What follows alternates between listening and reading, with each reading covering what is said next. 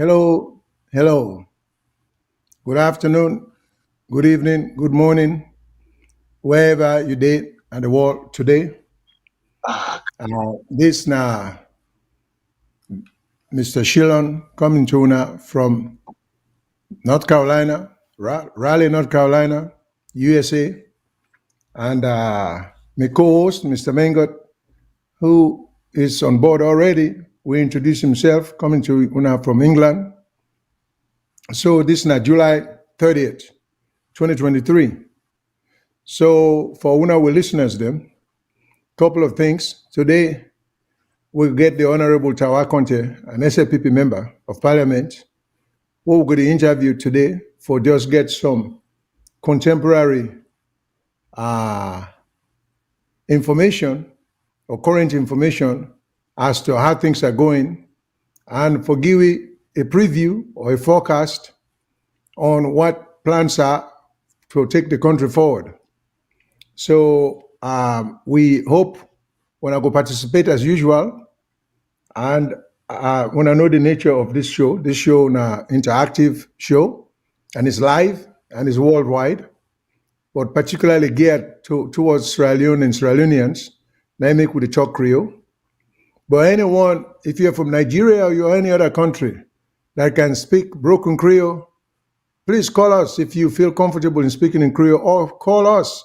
Even in English-speaking country, all of us do speak English, so you can call and ask questions based upon what you know about Sierra Leone or what you may want to know. And we'll be more than happy to answer you in English if the need arises. So please don't hesitate. You don't have to speak Creole, or if you speak Creole, you don't have to speak it fluently to call in, even though the show is being presented in Creole. That's because we are primarily trying to reach the Sierra Leone or the Sierra Leonean audience. Also, as usual, we do have some numbers very easy for access, but I can always like for remind we call us them. And people need for know say we are carried live on Facebook and Instagram and WhatsApp. So when I can send in a comment and watch we now then medium than they will I just mentioned. So if you call for, we get toll-free number. The toll-free number is 1-866-944-7722. 1-866-944-7722. If you call from the United Kingdom, they get for B plus, the sign plus. 44-20-80-89-1455. Again, plus 44-20-80-89-1455. If you call from Australia, it will be plus 61-29-09-84-337. If you call from Australia, it will be plus 61-29-09-84-337. And last but not least, if you call on WhatsApp, it will be 1-343-997-5828. 1-343-997-5828. For the audience, we expect the Honorable for be on board anytime now. He was, but it appears as if it gets, he's back again. So I don't know if the Honorable can hear us. Honorable, you can hear me? Yeah. When I hear you, so until you muted.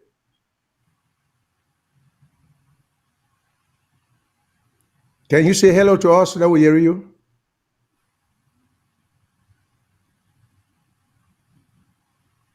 Hello? Can you hear us?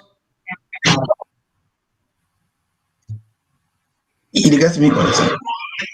Yeah. I think you can't. Yes, we hear you now. Okay, so welcome. Glad to see you, sir. So I'll be just to make the introduction. This is Mohammed Shillon. Just to make the introduction to the show. So I'll be to tell the audience you go there on board, and I'll be getting your name. And so now make a yield to my co-host, Mr. Mengot. By the way, Mina Mohammed Shilon, I had talked to you and the audience from North Carolina, USA. So Mr. Mengot will be talking to you from England. So Mr. Mengot, go ahead. Well, Fambulena, good evening. And as I can say, today I get somebody, one of the MP there where I get a lot of respect for.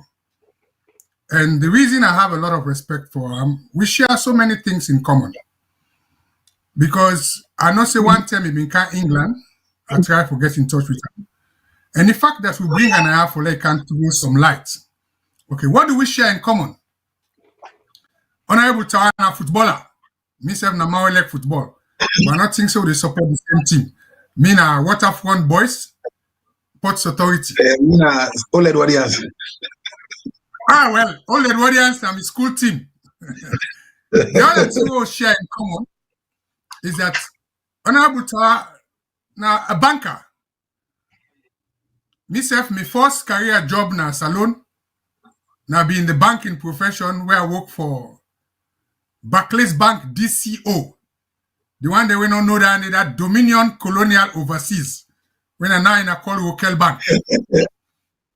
After that I left, I go do my sixth form in Edwards. The third two we share in common are this issue about parliamentary governance, parliamentary rules and procedures. And I don't watch Honorable Tawa over time, the way they behave in the parliament.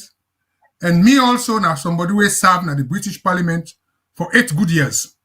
4 years in the House of Commons and 4 years in the House of Lords. And also, Honorable Tawa, I don't see how they perform now in scrutiny role in the committee where I can say, we go for going to that thing and day, where I admire a lot. But for today, law left all the one and day. Viewers na platform where would they accept any views? There is no monopoly to knowledge. People MP say we don't bring other people there. We don't bring Charles Magai. We don't bring inspiring partner the last time, Abdul Karim Kagbo. We don't bring Femi Claudius Cole. We don't bring Jasmet Suma from NGC. So today we are honored in the presence of Honorable Tawa. And one thing I can tell you now, this conversation will be very good because Honorable Tawa now they're up to date with standing orders, legal instruments, and I don't think they know what I can look now. They're throwing light on this thing. So Honorable Tawa, welcome. As I say again, me na Victor Akomengot, and at a broadcast from Surrey in the UK. So for start this conversation, I think say what you want to put to you, we don't talk about the 5th parliament. This is not the 6th parliament. We're in a different parliament. Let you start by telling us what thing you want to take on this refusal of the other side for taking the seat in parliament. We hear waiting the speaker don't talk about. The speaker don't give ultimatum. He don't talk waiting. They within the guidelines. So what thing are you take on this? On this other side, we say they no one come because of so many reasons. So there, while you tell Fambul them as somebody waiting is now the parliament, we don't know the 5th parliament, we don't know the 6th parliament, they don't swear in all in, and I don't elect the speaker, and I don't get the committee them. So what thing are you view? Let's start with that. Thank you very much for the invite, for able for share my thoughts on we country and about parliamentary procedures, and also waiting na the actions of we colleagues them na the other side na the All People's Congress, and how it will impact or not impact governance generally and specifically. Firstly, I want to say the action of any political party for deprive the people of Sierra Leone of their legal rights, their universal suffrage, their constitutional responsibility where they don't go exercise and bestow their power on other person for go act for and on behalf of them is criminal. Because in the first place, you get for be somebody we get an opinion, you get for be somebody we believe in thought conscience, and you get for believe, say, you get sound footing for able for challenge issues the way counterproductive to your constitutional mandate. It is a mandate of every elected representative for go take in seats in parliament and for swear the oath of parliament, subscribe to that oath day, and take your seat regardless of anything where your political party or your group or your organization or entity where you they represent things say it hold as a view way contrary to the constitutional provisions and other legal instrument them we mandate anybody, institution or entity for take action or for declare anything where they get a power they for do. So for me, in the first place, people for no say the 1991 Constitution Act number 6, it was designed in such a way that it be the assume multi-party, but it also be the assume one partisanship at some point. The drafters of that constitution, they draft the constitution at a time when Sierra Leone was under one party. So once they try to foresee part of the powers where they may enjoy under the one party system to multi-party democratic system where the 1991 constitution supposedly they speak to, they were also creating or crafting clauses and provisions in the same constitution where they give rise for the operation of a single party, especially in the functioning and operation of government and government activity.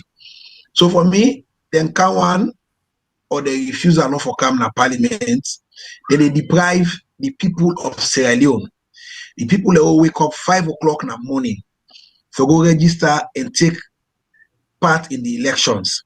The same people that wait 2 months after the registration go queue na registration centers for collect the voter ID card. These same people that way at some point 6 months after all this registration and voter ID card collection, we go queue na the voting line. Some man go 12 o'clock, some man go 1 o'clock in the morning for go cast a vote and for exercise in franchise. That person they don't exercise in franchise, they don't speak to the issue we be then at the ballot paper, and the ballot paper and the ballot counting don't conclude, and it don't speak to the issues and the spread of the people they talk about. So eventually, if anybody refuses to go take in seats for and on behalf of the people and that person not only they do the service to himself and the people but that person in action is deemed criminal because you they rob the people of Sierra Leone of their constitutional mandates. Let's not forget, if everybody in Sierra Leone across all 16 political districts decides they go to the parliament, I'm not sure there will be enough space for accommodate them all. So by virtue of the constitutional provision, then people here don't transfer the powers to representatives. Before now, they were representatives representing single member constituencies. Now these are representatives representing a whole district. So for there, they give you that mandate day, or group of una go that mandate day, and una refuse to go take una seats. It is disservice to the people, and it is constitutionally criminal on their part, not for go take their seats and allow whatever legal redress when they don't feel for take, or whatever opportunity where they seek for negotiate, for let it continue whilst they represent the people adequately. However, like I say, the constitution make provision for the operation and the running of governments by one single political party in parliament, because both the standing orders and the constitution make provision for quorum and voting in parliament as per section 91 is say by majority of members present. The quorum of parliament now 1/4 of the members of parliament. So all the parameters we for make governance legal, including the provision in subsection 3 of section 94 of the constitution, we say or we make provision say if anybody will get legal rights for take part in the activity of governance refuse for do so, you refusal no they invalidate the action of government. So whatever they do, it is action taken way counterproductive to the general masses. We don't elect them for represent them and for represent the interest. Okay, before I go further, I get me legal man now, the host. I don't know if you want to start for Rob much on this talk before we continue. So, Mr. Shillon. Yeah, I just get one or two questions for the Honorable. I understand you said situation as it is now, Parliament get the mandate based upon the way the Constitution was drafted. That one part there is an overriding clause or phrase in the Constitution will allow a single political party for continue the operation of Parliament and the government. Am I right, sir, or did I misstate what you say? You not mistake what you are saying. The provision is not expressed, but however, because of the language of the Constitution, let I read subsection 3 of section 94. It says Parliament may act notwithstanding any vacancy in its membership, bracket, including any vacancy not filled when Parliament first meets after the entry into force of this Constitution or after any dissolution of Parliament, bracket closes, and the presence or participation of any person not entitled to be present at or to participate in the proceedings of Parliament shall not invalidate those proceedings. So it is clear that your responsibility after the dissolution of Parliament or at the point where Parliament first meets, in line with section 83, where they require members of Parliament for subscribe the oath. If you refuse for participate at any point, you refuse not for participate, or you participation, not they invalidate the proceedings of Parliament or the action where Parliament they take. And we all know say the lifeblood of government depends on Parliament, because the president can appoint, the president can have legislations, the president can enter into agreements as in section 42, but those agreements are subject to the approval of Parliament. So because the Constitution, like I say in the opening statement, was crafted or drafted during a one-party system, you will always find out that there are clauses, even powers given to the president, where they anticipate say it will be multi-party democracy, but it will be multi-party, one-party democracy. Like we see in other countries, when a one party will win, then it will continue for exercise, then can override the powers. So the drafters of section 94, when 94.1 give Parliament the power for regulate itself and for amend the standing orders. If you look at the whole crafting of section 94, you realize that the actions of Parliament, whether it is one single party, and if you look at section 89 of the Constitution, where they tell you about quorum not they say it will be a multiplicity of political parties coming together for form quorum of Parliament. And when once there is quorum in Parliament, as per section 89 of the Constitution, the decision of Parliament where form that quorum, the quorum will form Parliament, whatever decision would they take is binding on all members of Parliament. So the Constitution no make provision say a quorum, 1/4 of membership of the quorum, for be a multiplicity of political parties elected to Parliament. However, you failure for subscribe the oath in section 83, and you read that one day concurrent with standing order 1A, where they talk about oath taking. It will tell you say you will not take the oath, you not get right for participate in any further proceedings outside the proceedings of the speakership election. So 94.3 now a blanket explanation of both standing order 1A, section 83, and the entirety of section 94, where I will come back to the question and say, if a single political party membership sit on a Parliament and take decision, that decision is not invalid, and that decision is binding on the Parliament and illegal for every action where the government will take. Okay. The next question is, if that interpretation the way you just give so, because that is subject to you and your party membership interpretation of the Constitution. So suppose the opposition disagrees. I'm just trying to find the role of the Supreme Court here, because we seem to have a very weak Supreme Court, because wherever there is a parliamentary, although I always argue we have a constitutional democracy, that parliament is subject to the Constitution, which I'm sure you will agree with me. But so when there is disagreement in terms of interpretation, because if you look at, just listening to you, some of the things and what you say, even when we talk about quorum, there are certain major issues that are not addressed in terms of this multiplicity of parties. It's vague in the sense that whether it will be a multiple or multiplicity of party, or whether it should be one single party. But under constitutional interpretation, all they come under which I could call generally vagueness, explicitly state what can be done. Some of these issues, the only way they can be resolved now in the courts. So I'm not so sure whether any challenge has been raised to some of their interpretation here.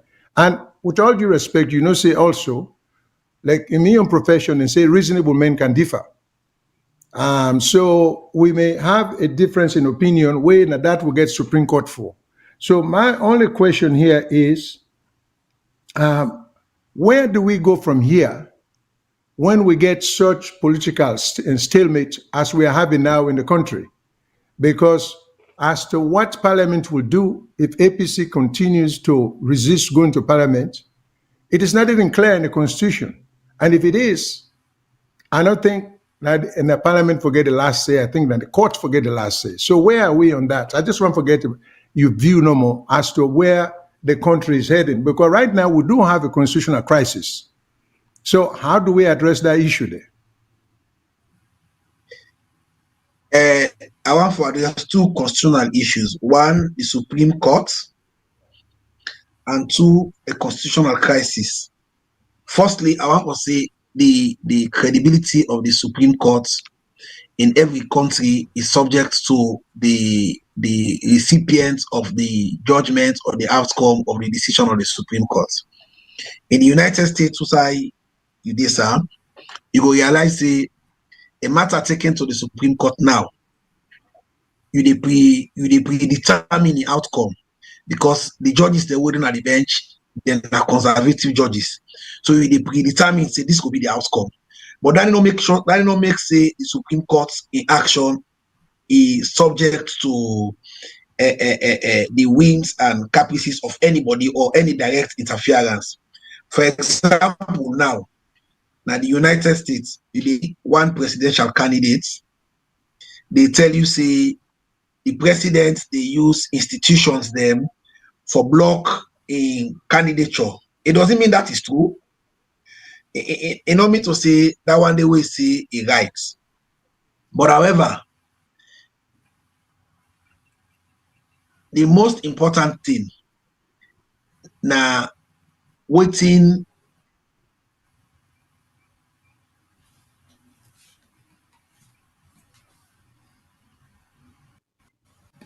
you get me right? Yeah. We're getting you loud and clear.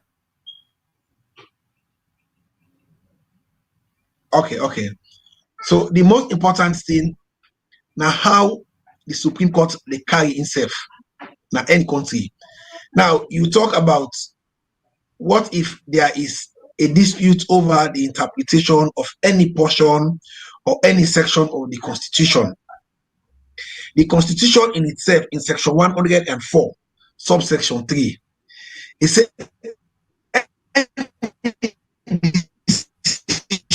this can refer to the Supreme Court for interpretation, which will say we Constitution flexible and he puts so much trust and so much responsibility on the Supreme Court. Now, from the beginning, the APC say they're not trust going to court. They say you will levy accusation. The burden of proof is on you. If you say you know they go court because you say the court system not credible, What in are the article used for judge say the court system not credible? Is it because it is the same court where you be go ask for an interpretation, say sacking of a constitutional elected vice president is legal?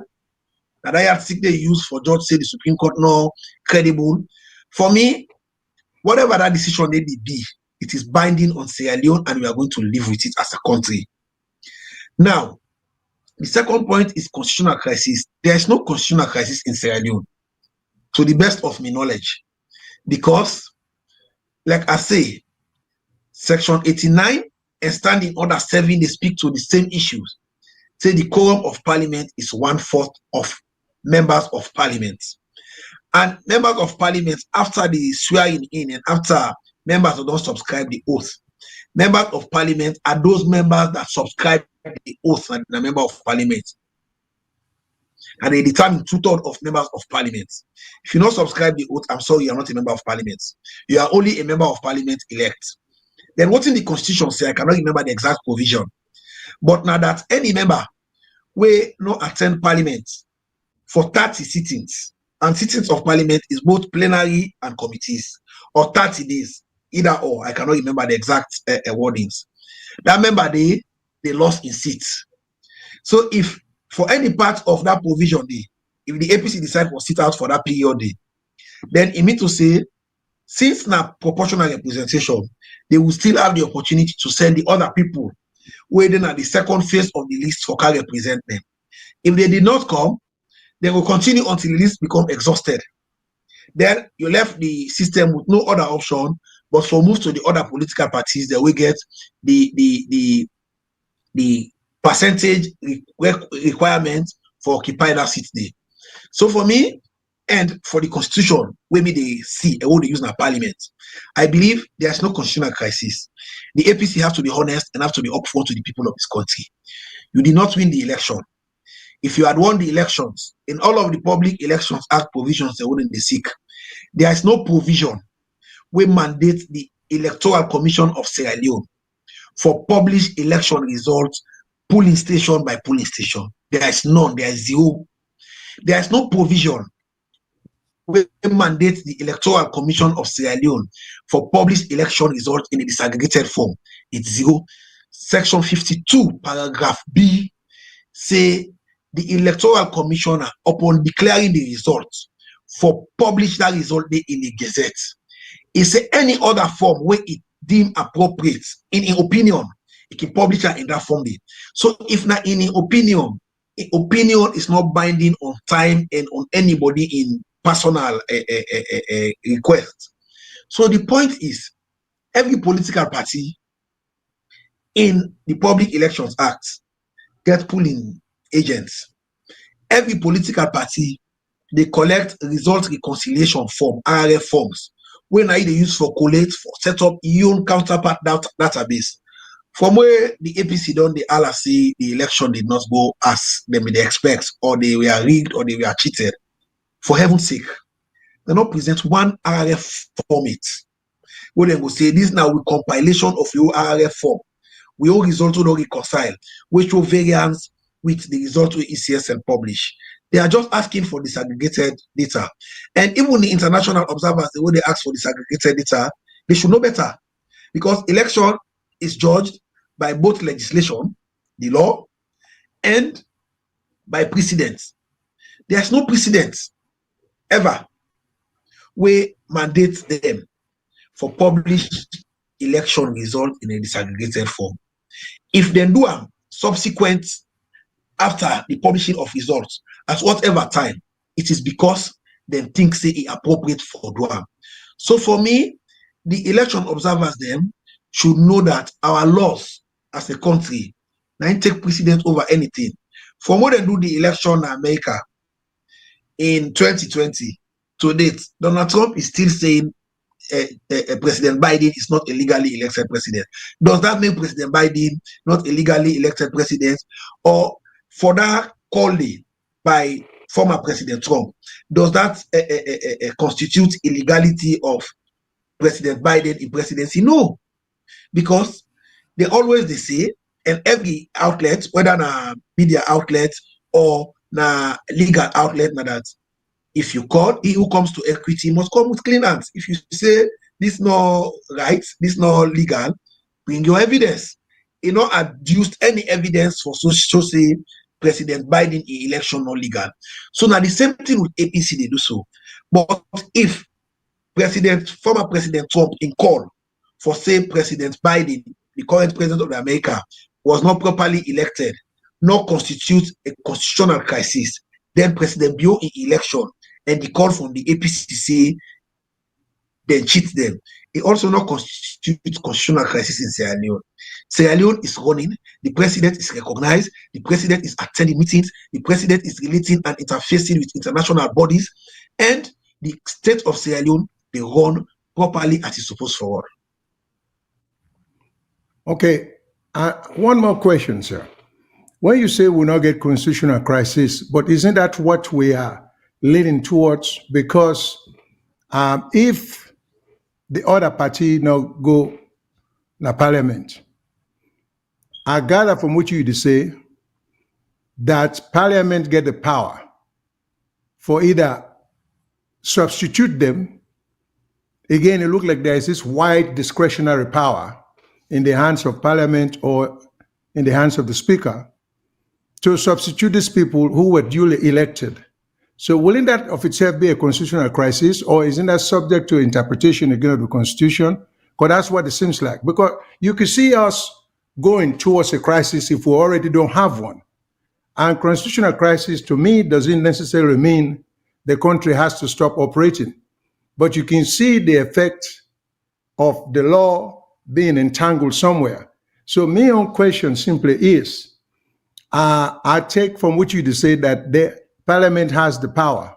If these people don't come to parliament, that parliament gets a discretionary power for substitute them. Wouldn't that of itself be a crisis in the sense that these people are duly elected? Now they are being substituted by a handful of people in parliament or the speaker. I don't know, sometimes we'll consider that a crisis. But the other thing we may see, the example where you give with the American system, which I think is a good example.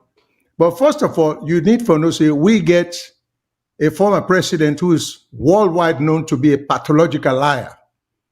He's a sick man. I can say that categorically on the phone.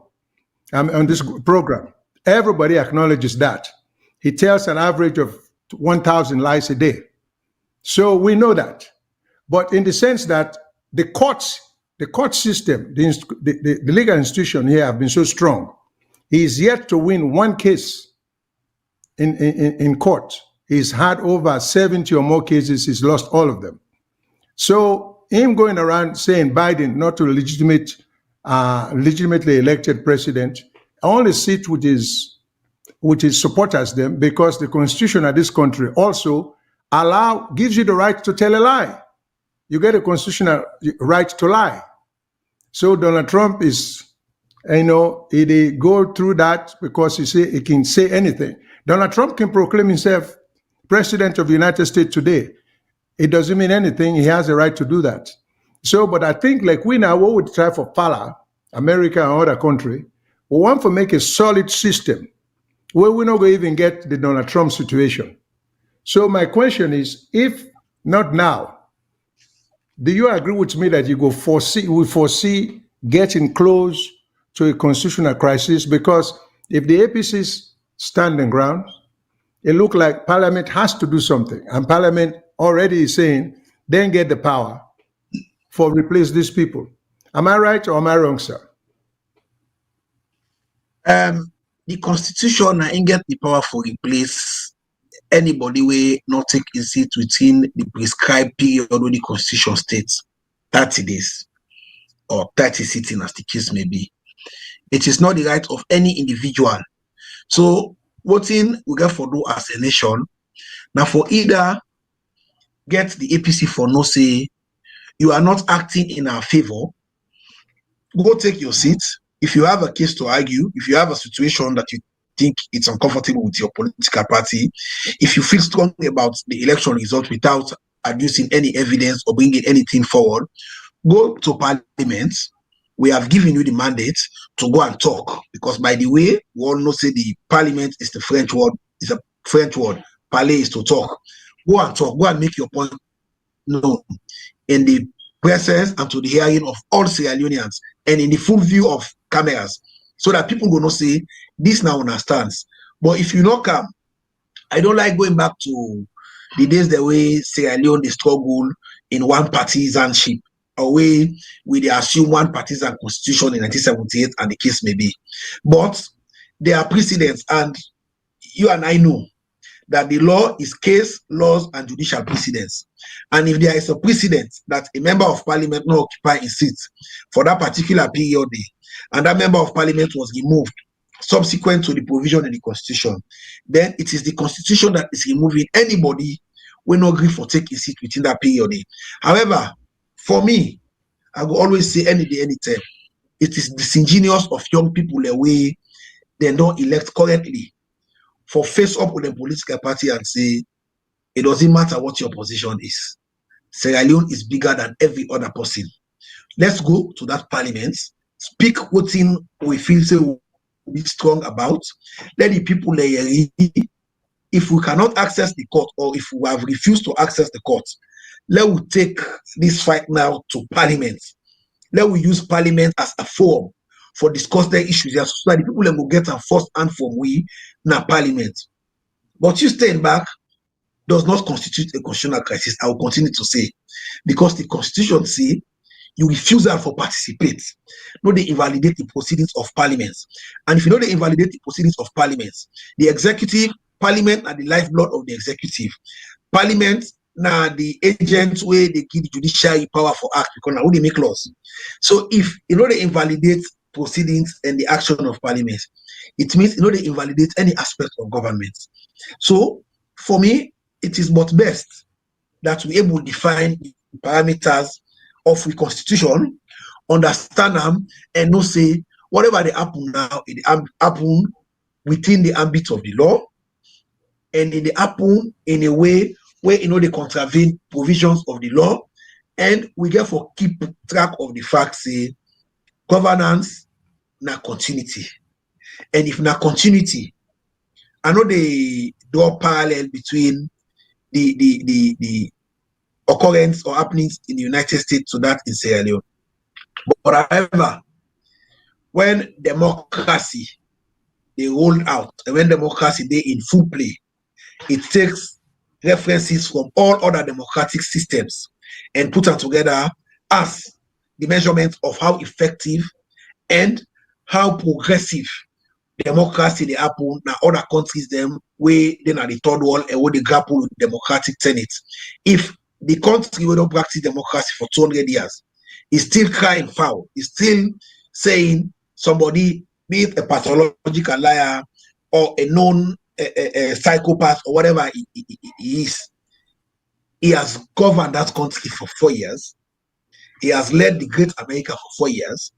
And anything he say is a policy statement. But however, if you make a policy statement where you know they substantiate with evidence, it is ordinary statement. And it is the same with the APC. Dr. Samoa Kamara, we all know, say he lost 2018 fair and square. But he did not acknowledge, he did not concede defeat. He not ever congratulate President Bio. That again an alarm bell. For sure, say this is a person where one for be defeated, not a person where they concede defeat, not a person where they accept defeat. And defeat is a spirited thing to accept. It is the same unspirited nature where they in Donald Trump not for accept defeat. And that kind of same unspirited nature they are feel say they want to Dr. Samoa Kamara for feel bitter say it is either me or me. No, that is not the spirit of democracy. Democracy is a game, it's a football game. Unfortunately, the only provision where the democratic space make for door now where you get a runoff. But besides, one person must take the day, especially when it comes to the final. And the election, the presidential election is the football final. One person must win. And if one person win, it no matter whose kind of error the referee make, it no matter whose kind of error VAR make, it no matter whose kind of error the technology make, in the lead to the person in victory, you get for accept say yes is the victor. And you no win. So if you refuse for do that one day, then it means to say your judgment self is clouded in some element of disbelief. So for me, I would always say, and I will continue for say, relying on the 1991 Constitution, there is no crisis unless and until the APC accepts this Constitution. Now they run on. This Constitution was not designed by the SLPP. This Constitution was passed in 1991.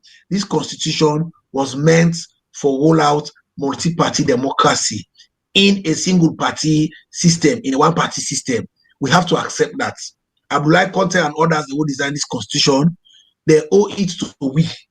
Say they make mistake. Now every Sierra Leonean in modern times, they ask for a constitutional review because the Constitution is so self-centered.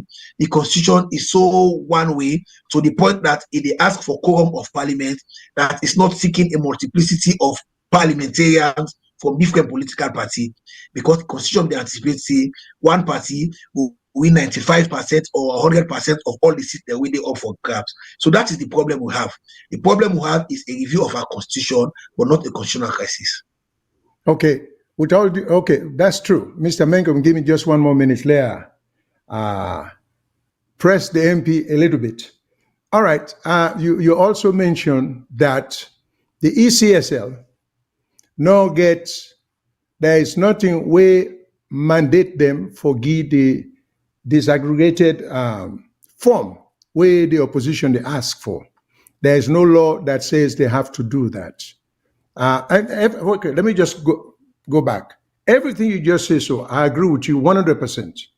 I agree with you because I always can say, now this show, another show, the power being exercised by Parliament today and President Bio today, where as a result of bad legislative actions or constitution written by the APC, and President Bio and the SLPP are just what we call in law, incidental beneficiaries to what they take place now. Then I agree with you now. So APC can cry foul all they want, then just write bad laws because they were not anticipating that they would be in the position they did. So, but now that same example there, I think SLPP try for straighten things out, because it may not be this way forever. And if things are not straightened out, things of fundamental unfairness, it will come back to haunt SLPP. But the end result, now the country, now in the suffer, not SLPP or APC. So me on point, even if with respect to the disaggregated way APC they asked for, even there is no written or implied law. But doesn't fundamental fairness require that be done? Or what are we talking? Aren't we talking about public policy? Doesn't public policy require that if the opposition asks for something as simple as that, fundamental fairness and then public policy, which by implication, there are laws. Fundamental fairness, public policy requires, written or not, that fairness be done within the judicial or the political system. But don't those two things require that the ECSL produce that document today just for satisfy the world and the opposition with the claim foul, even though I agree with you 100%, they're not check and complain, go where they're supposed to go. And your point is well taken that they're not getting anybody for blame because they should have raised it, they should come to Parliament. All of that may be correct. But what about the issue of fundamental fairness? Is it fair that the commissioner, like Mr.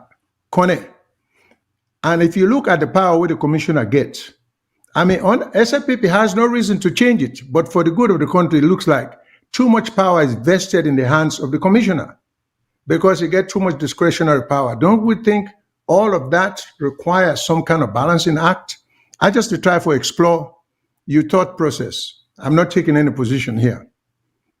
Because you see, I blame APC. I know APC, they write some terrible laws.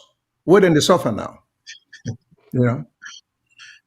Thank you very much. You see, the Election Act of 2022, now with minor modifications and few additions of incidents that will take place during the election subsequent to the formulation of the law.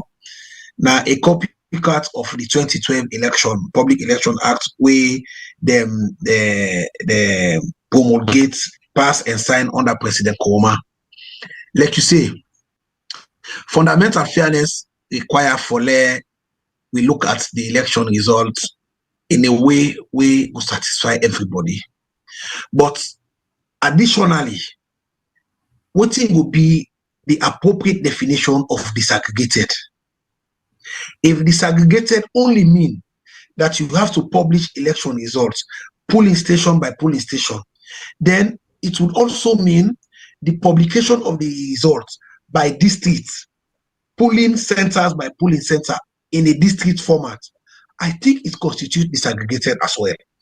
And the Electoral Commission don't already publish the results in the holistic form, in the way we announce them. It don't also further publish the results in a disaggregated district format, polling center by polling center. So if you say you want polling station by polling station, it would require you.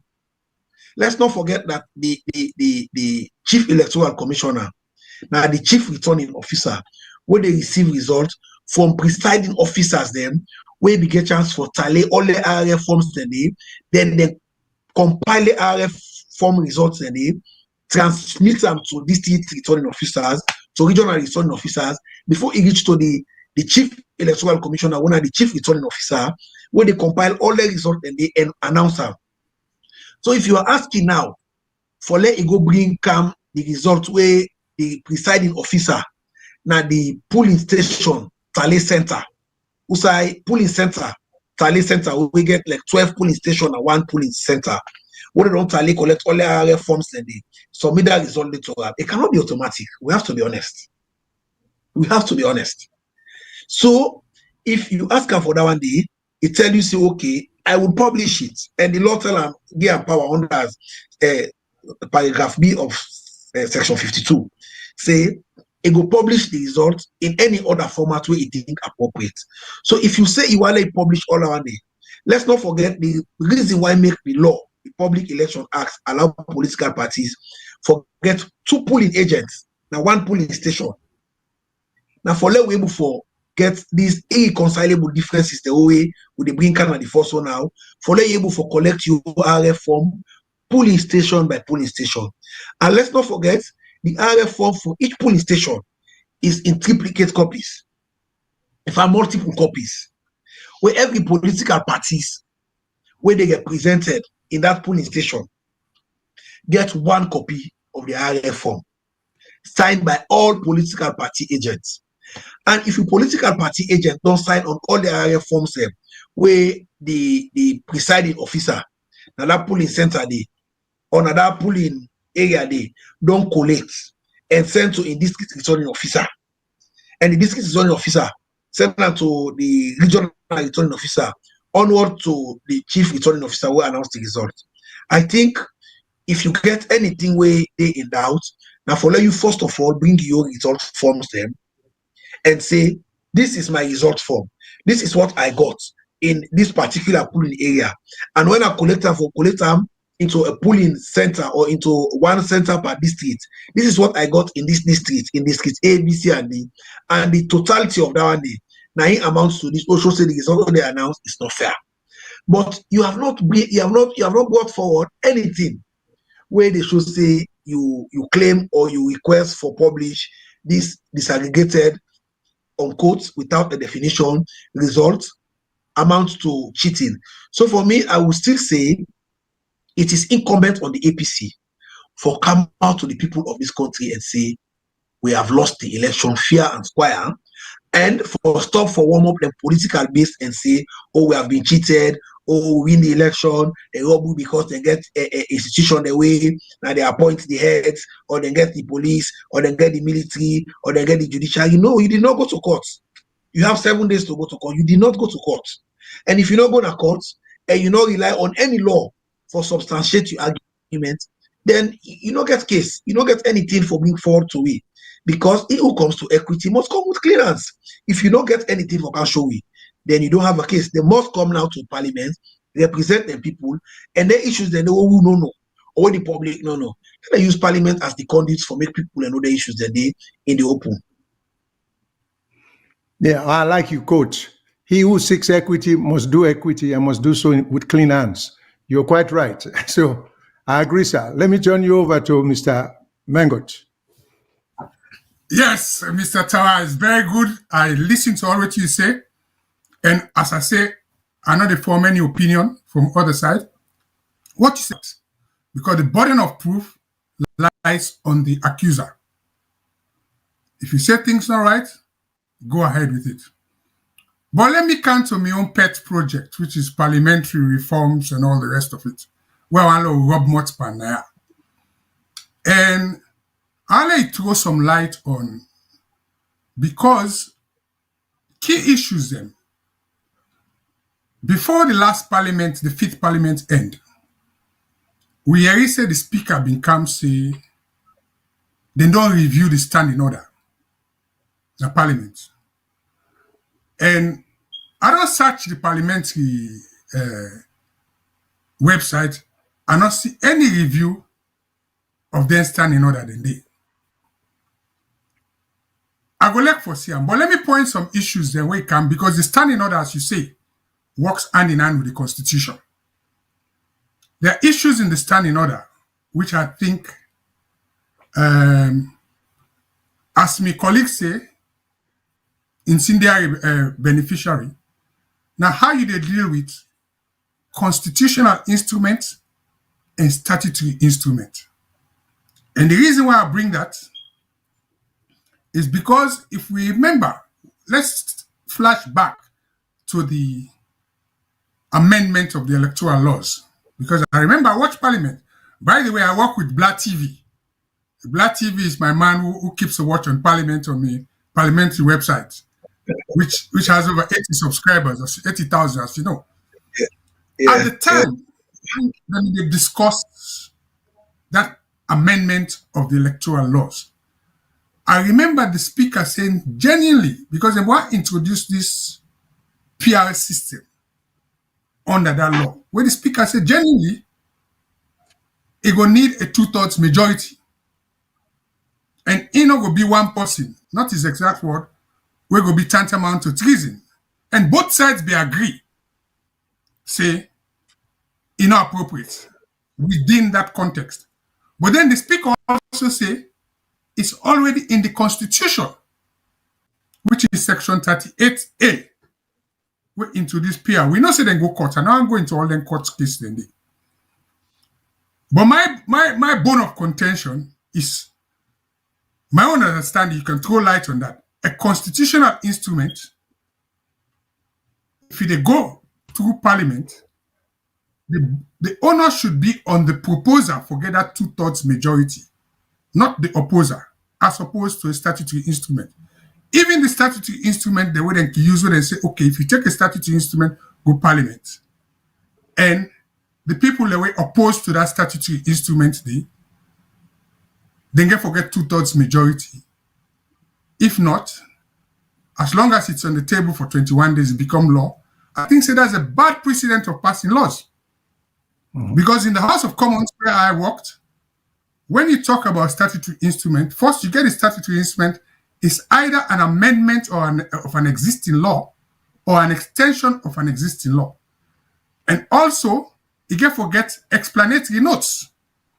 So those explanatory notes, now then go say why whoever is proposing that statutory instrument, they bring up. Why are we not going to use a simple majority for approval? I'll let you throw light on the differences between these two instruments. Then I'll come to other things that we didn't understand in order. We need review. Okay, let us start with the provisions in subsection 7 of section 170 of the Constitution. It says any orders, rules, or regulation made by any person or authority pursuant to a power conferred in that behalf by this Constitution or any other law shall be laid before Parliament. That is paragraph A.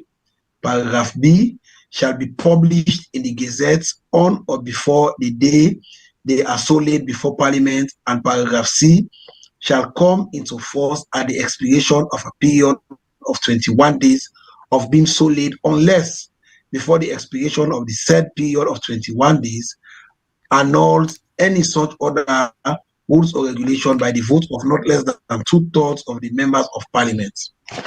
Now, like you say, the Constitution makes provision for the establishment of subsidiary statutory instruments them, where regulations the way now the byproduct of the act. So the Constitution in 177 not able for differentiate both subsidiary legislation. It treat the also as the same. It treat the act and the regulations as the same because legally they also get the same force of law. But however, in the Supreme Court, they will tell you say the act comes from because the act is a direct creature of the Constitution.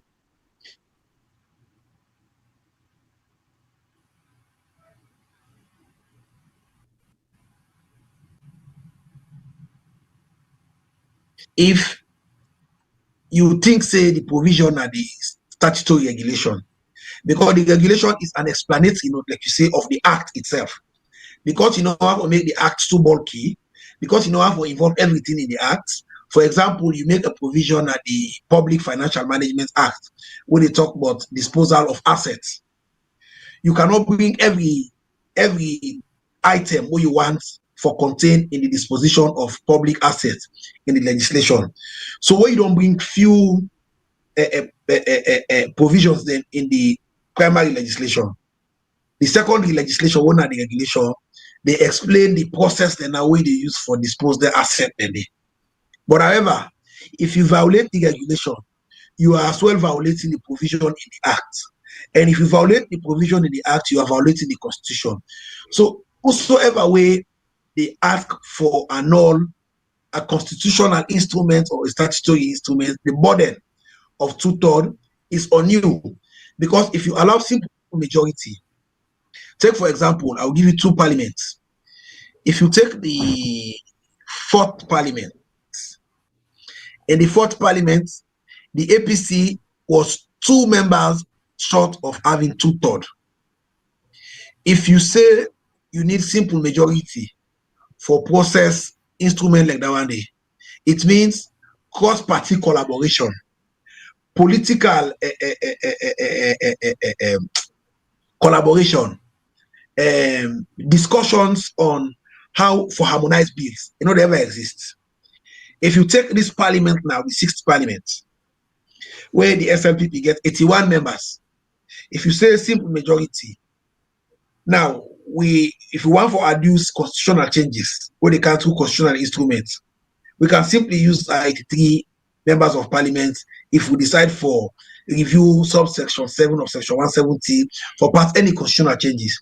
So for me, the drafters in 177, they look at all them dynamics and they, in my opinion, I might not be right, and decide to say it doesn't matter whether it's statutory instrument, whether it is constitutional instrument, whether it is regulation or rules brought to the House or laid on the table of Parliament, you must provide 2/3 if you ask for an annulment of that. Because if we rely on simple majority, we they either stifle government because one party will get simple majority, or would they either engender we own agenda in government because we get simple majority. So I would say because them they operate a parliamentary system, and we are operating more or less an hybrid system of a presidential and a parliamentary system. We're right in the middle. Even with constitution, they speak to both presidential and parliamentary. So because we're right in the middle, sometimes then constitutional caveat and the way they guard excesses in the execution of the powers, either in parliament or the executive, or the parliament as an extension of the executive, like it or not. Parliament everywhere is an extension of the executive everywhere. Even in the United States, you go see Senate. I'm coming. Even in the United States, you go see say Senate will try for protect, even though they will get a variance in opinion, but then will find middle ground where they will be able to agree on clauses the way maybe the extreme left or the extreme right thinks they want in that particular constitutional provision or that particular instrument. So if you not get provision like a 177, we will make sure you bring everybody on board and pull people from all over. What I mean all over, parliament chiefs, opposition, ruling, forget that 2/3 day, you go bring chaos in governance. So I would say safely, in my opinion, that the provision under subsection 7 of section 170 will require 2/3 for the approval of both constitutional and statutory instruments, including regulations passed or formed out of an act of parliament. I think now one of the good provisions in the constitution. Okay, you say we require 2/3. 2/3 for the proposer or the one voting against it? That is the question I want to ask. It is 2/3 for the person when they seek an annulment of the document, because it is presumed that because the rules or the regulation when they come to parliament, it is a byproduct of an act passed by the House. It should be unanimous. However, there must be some clauses where somebody will disagree with. Take, for example, I can give you an example, a classical example. When the Public Financial Management Act make provision for the Finance Act when they pull every year. When they bring a Finance Act where me personally, I think say not be sit well for Sierra Leone, I raised my point. I put it in a vote, I lost. But the court of public opinion, that is why I say the APC should come to parliament and make the case. They bring their issues to the public. The court of public opinion, where she say, what thing I be asked for, good for Sierra Leone, they raise her up. It was all over the media. It was all over international media. All Sierra Leonean forum like the wire so bring her forward. And the president listened. And the president said, I will return this law because no day in the interest of Sierra Leone. So the assumption now that because the act or the regulation or the statutory or constitutional instrument is a product of an already existing law passed and approved by the House, the assumption are that it should be binding, but it can never be binding because we have variant in opinion. So you would ask or seek annulment of that law day. Now you the burden they on for pull 2/3 for sure say yes, you can galvanize enough people for substantiate your position. Say yes, indeed, this law in the interest of Sierra Leoneans.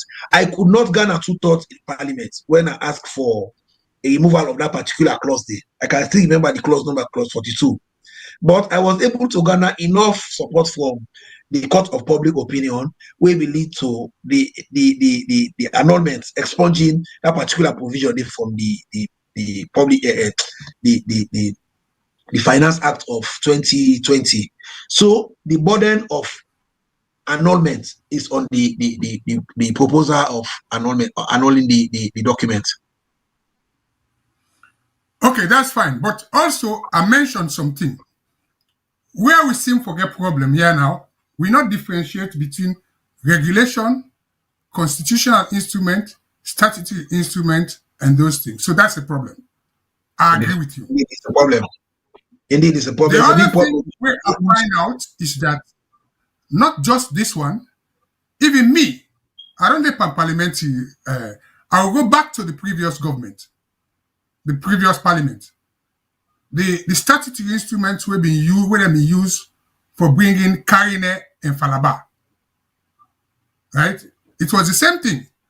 At the time, constituency had already existed. So then bring that statutory instrument after all lengthy and pass them through. Right? Which was not the right procedure. But until we change the we get a lot for do on the parliamentary side. Okay, let's go other side again. I still talk about this parliament thing. Another issue I want to bring again, we'll talk about standing orders in parliament. Now, how you deal with a particular issue where very poignant in the discussion, which is the report by the Auditor General when at the annual audit. I'm sure you agree with me.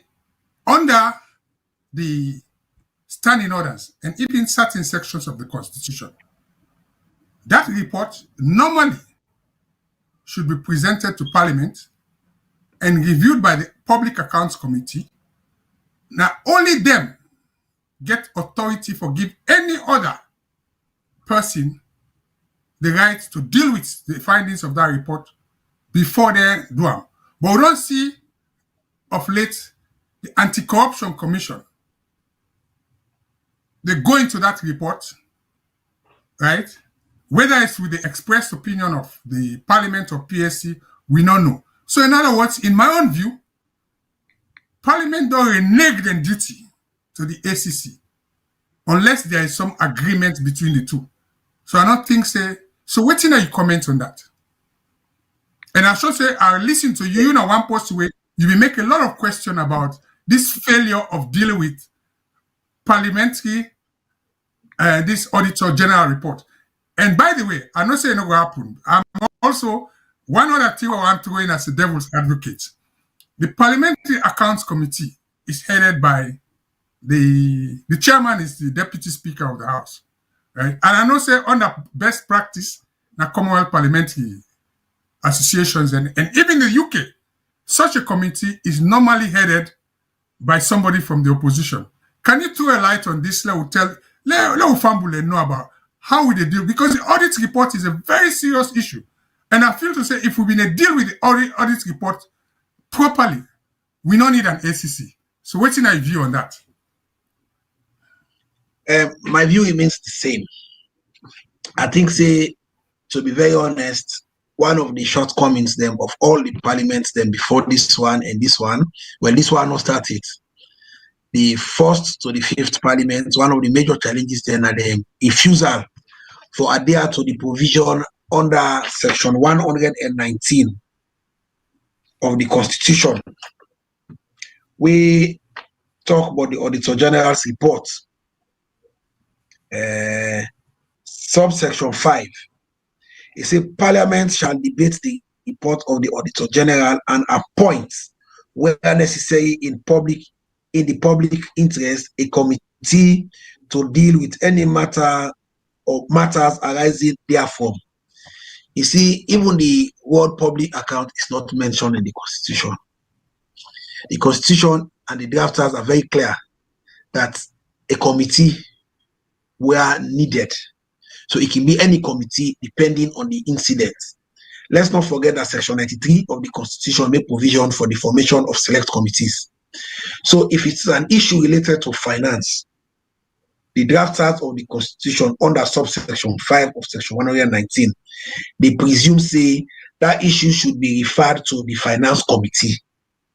Because committees in Parliament are distributed and headed by the strength of the political party under subsection 6 or so of Section 93.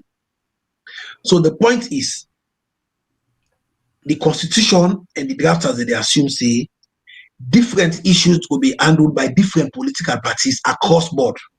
So if it's an agricultural issue, if for example, if it's the Ministry of Agriculture that the Auditor General carry out audits on, and for whatever reasons they find out exceptions, we're going to deal with either procurement issues, cash losses, or inventory not properly taken, or assets not being disposed of properly in line with the law.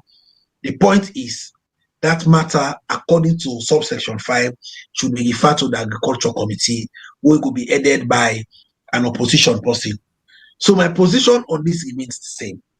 My position is the Auditor General's report is a very critical instrument in governance. We must not treat it lightly, and we have to take it seriously. I will say it, if we take time for do a backward scrutiny of the Auditor General's report, the money will go recoup from cash losses them will not follow procedures deliberately violated by people laid out in the law. Because let's not forget, if we are saying now that the APC not rely on law, or international bodies not rely on laws passed by parliaments for, say, the election result or publish disaggregated data, or for ask for things from ECSL, we must also be bold to say, if any MDA not follow the law, let the person pay the consequence as stipulated by the law. And the law say, no matter what kind of agreement, whether an MOU signed between parliament or a committee and the ACC, the law says Parliament shall debate. It's a shall, the Auditor General's report. And we for try for own up to that one day. Because it's a critical accountability document. Like I say, if we begin to cook money there, where they are missed, or where they are afloat, or where just they are home from the Auditor General's report, I am telling you, the president agenda for Feed Sierra Leone can be financed from monies that are seated in Sierra Leone. Because them money then they, if they say, they buy anything under a regulation, under the Public Financial Management Regulation Act 2018, so they buy nothing for money out of the consolidated fund without count documents, and that document should be submitted to the accountant general for processing of the money into your account. Whether that account the way you establish now temporary or permanent account for the process. Not the way the Auditor General don't can audit you. You say, oh, the time you be audit, you not be getting document, they can't present other documents to Parliament. The law say the accountant general should have a copy of the same document, the same invoice, the same supporting document the way you use for process that transaction day. So it is incumbent on us, Parliament, where any MD account order supporting document, for go to the law and write to the accountant general, say transaction so and so, give us the supporting documents.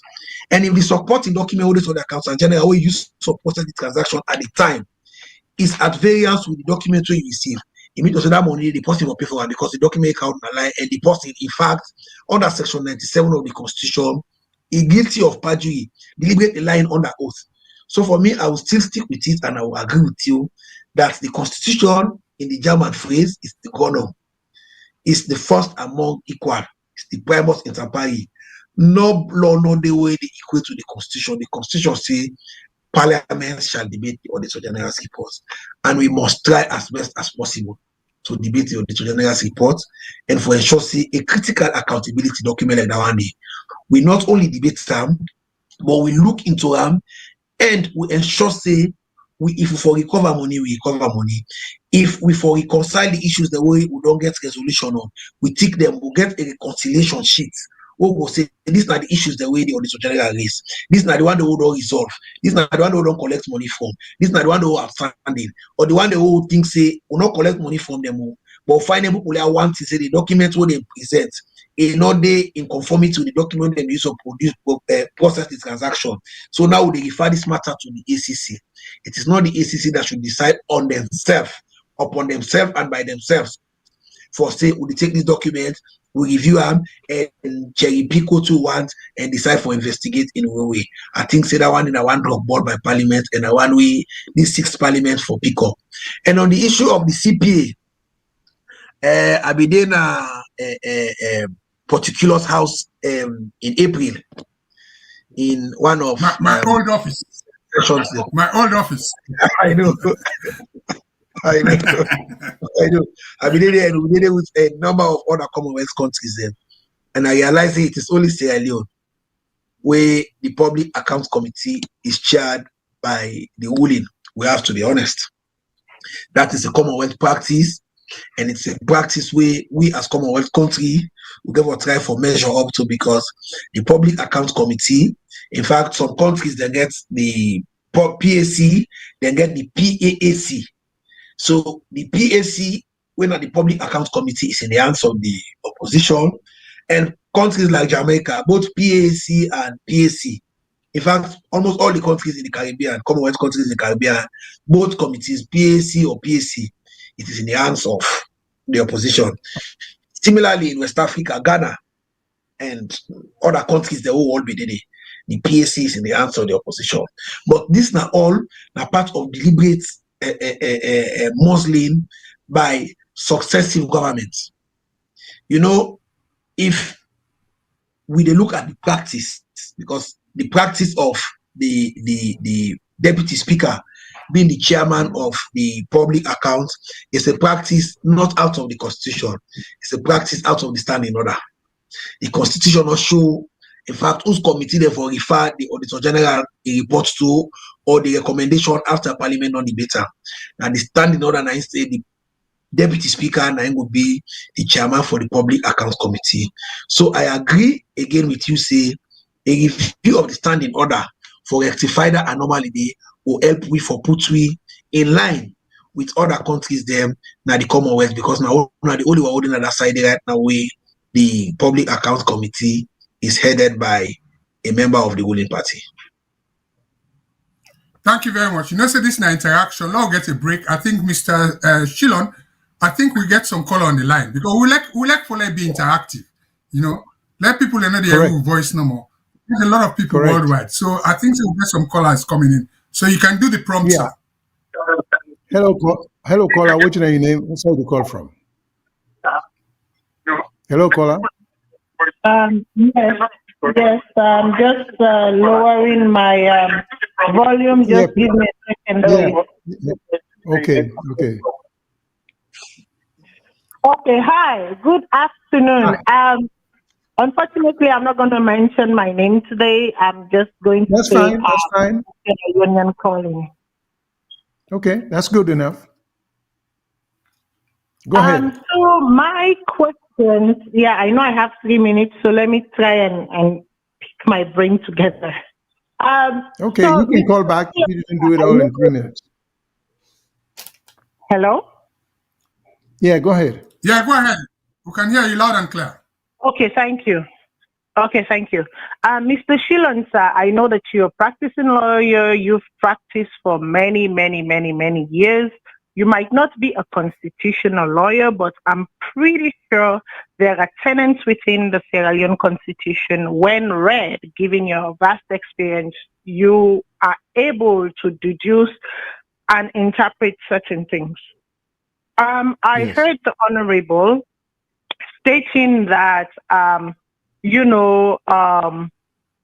think he said the executive and either the legislative or the executive. He made a parallel between two bodies, which I tend grossly to disagree with, because the country where I live I think he said, okay, go ahead. I'm sorry. The country where I live in, I cannot make such interpretation. Now, yes, you can have buy-ins, you can have collaborations, you can seek collaborations from across to get a particular buy-in for something. However, that collaboration has to be of mutual beneficial interest to the nation for that to happen. It cannot be of an interest to a particular political party. Now, I heard the Honorable saying that, the Constitution, I believe he said, either the Constitution or the standing order within Parliament gives either Parliament or the Speaker of Parliament something along that line, that after 30 days of abstention, of sitting from the opposition party, they have the right to go on to the next nominee, and so on and so forth and so on. Now, is that a provision within the Constitution? Because if it is a provision within the Constitution, because you cannot tell me that the standing order supersedes the Constitution. If we are in a system, we have to follow the rules, laid within that system. So what he said, the example he gave as to how they will go about, quote unquote, and I'm saying quote unquote here, on sitting those who refuse to take their seat and sitting or installing those they deem fit to take a seat, is that within the Constitution? Because we don't play with this Constitution. I mean, as inept as this Constitution is, we still have to use it as our guide until somebody is wise enough and not selfish to say, listen, let us really do something about this Constitution, straighten our act, do what it needs to take so that Sierra Leone would find its path As of right now, the thing is that the disingenuousness of everyone is at an all-time high. People come in, they say things. These guys are not constitutional lawyers. I am sorry. I don't care if you're an honorable or not an honorable. If you sit in the parliament or not, you are not a constitutional lawyer. For you to come out loud, and this goes for everyone, and state something without vetting it constitutionally and proven by a constitutional practitioner, which we lack in Sierra Leone. Let us remember what we say and how we say these types of things. For him, it was honorable for him to step aside when someone was interfering with his committee. He stepped aside because his conviction could not allow him to move forward. So if his conviction could not allow him because someone was interfering with the working of his job, what makes it okay to say that someone else's, if someone else says their conviction does not agree with something, they should be forced? In what parliament of Sierra Leone have they ever heard political issues being discussed? This is a political issues. You are there to make laws.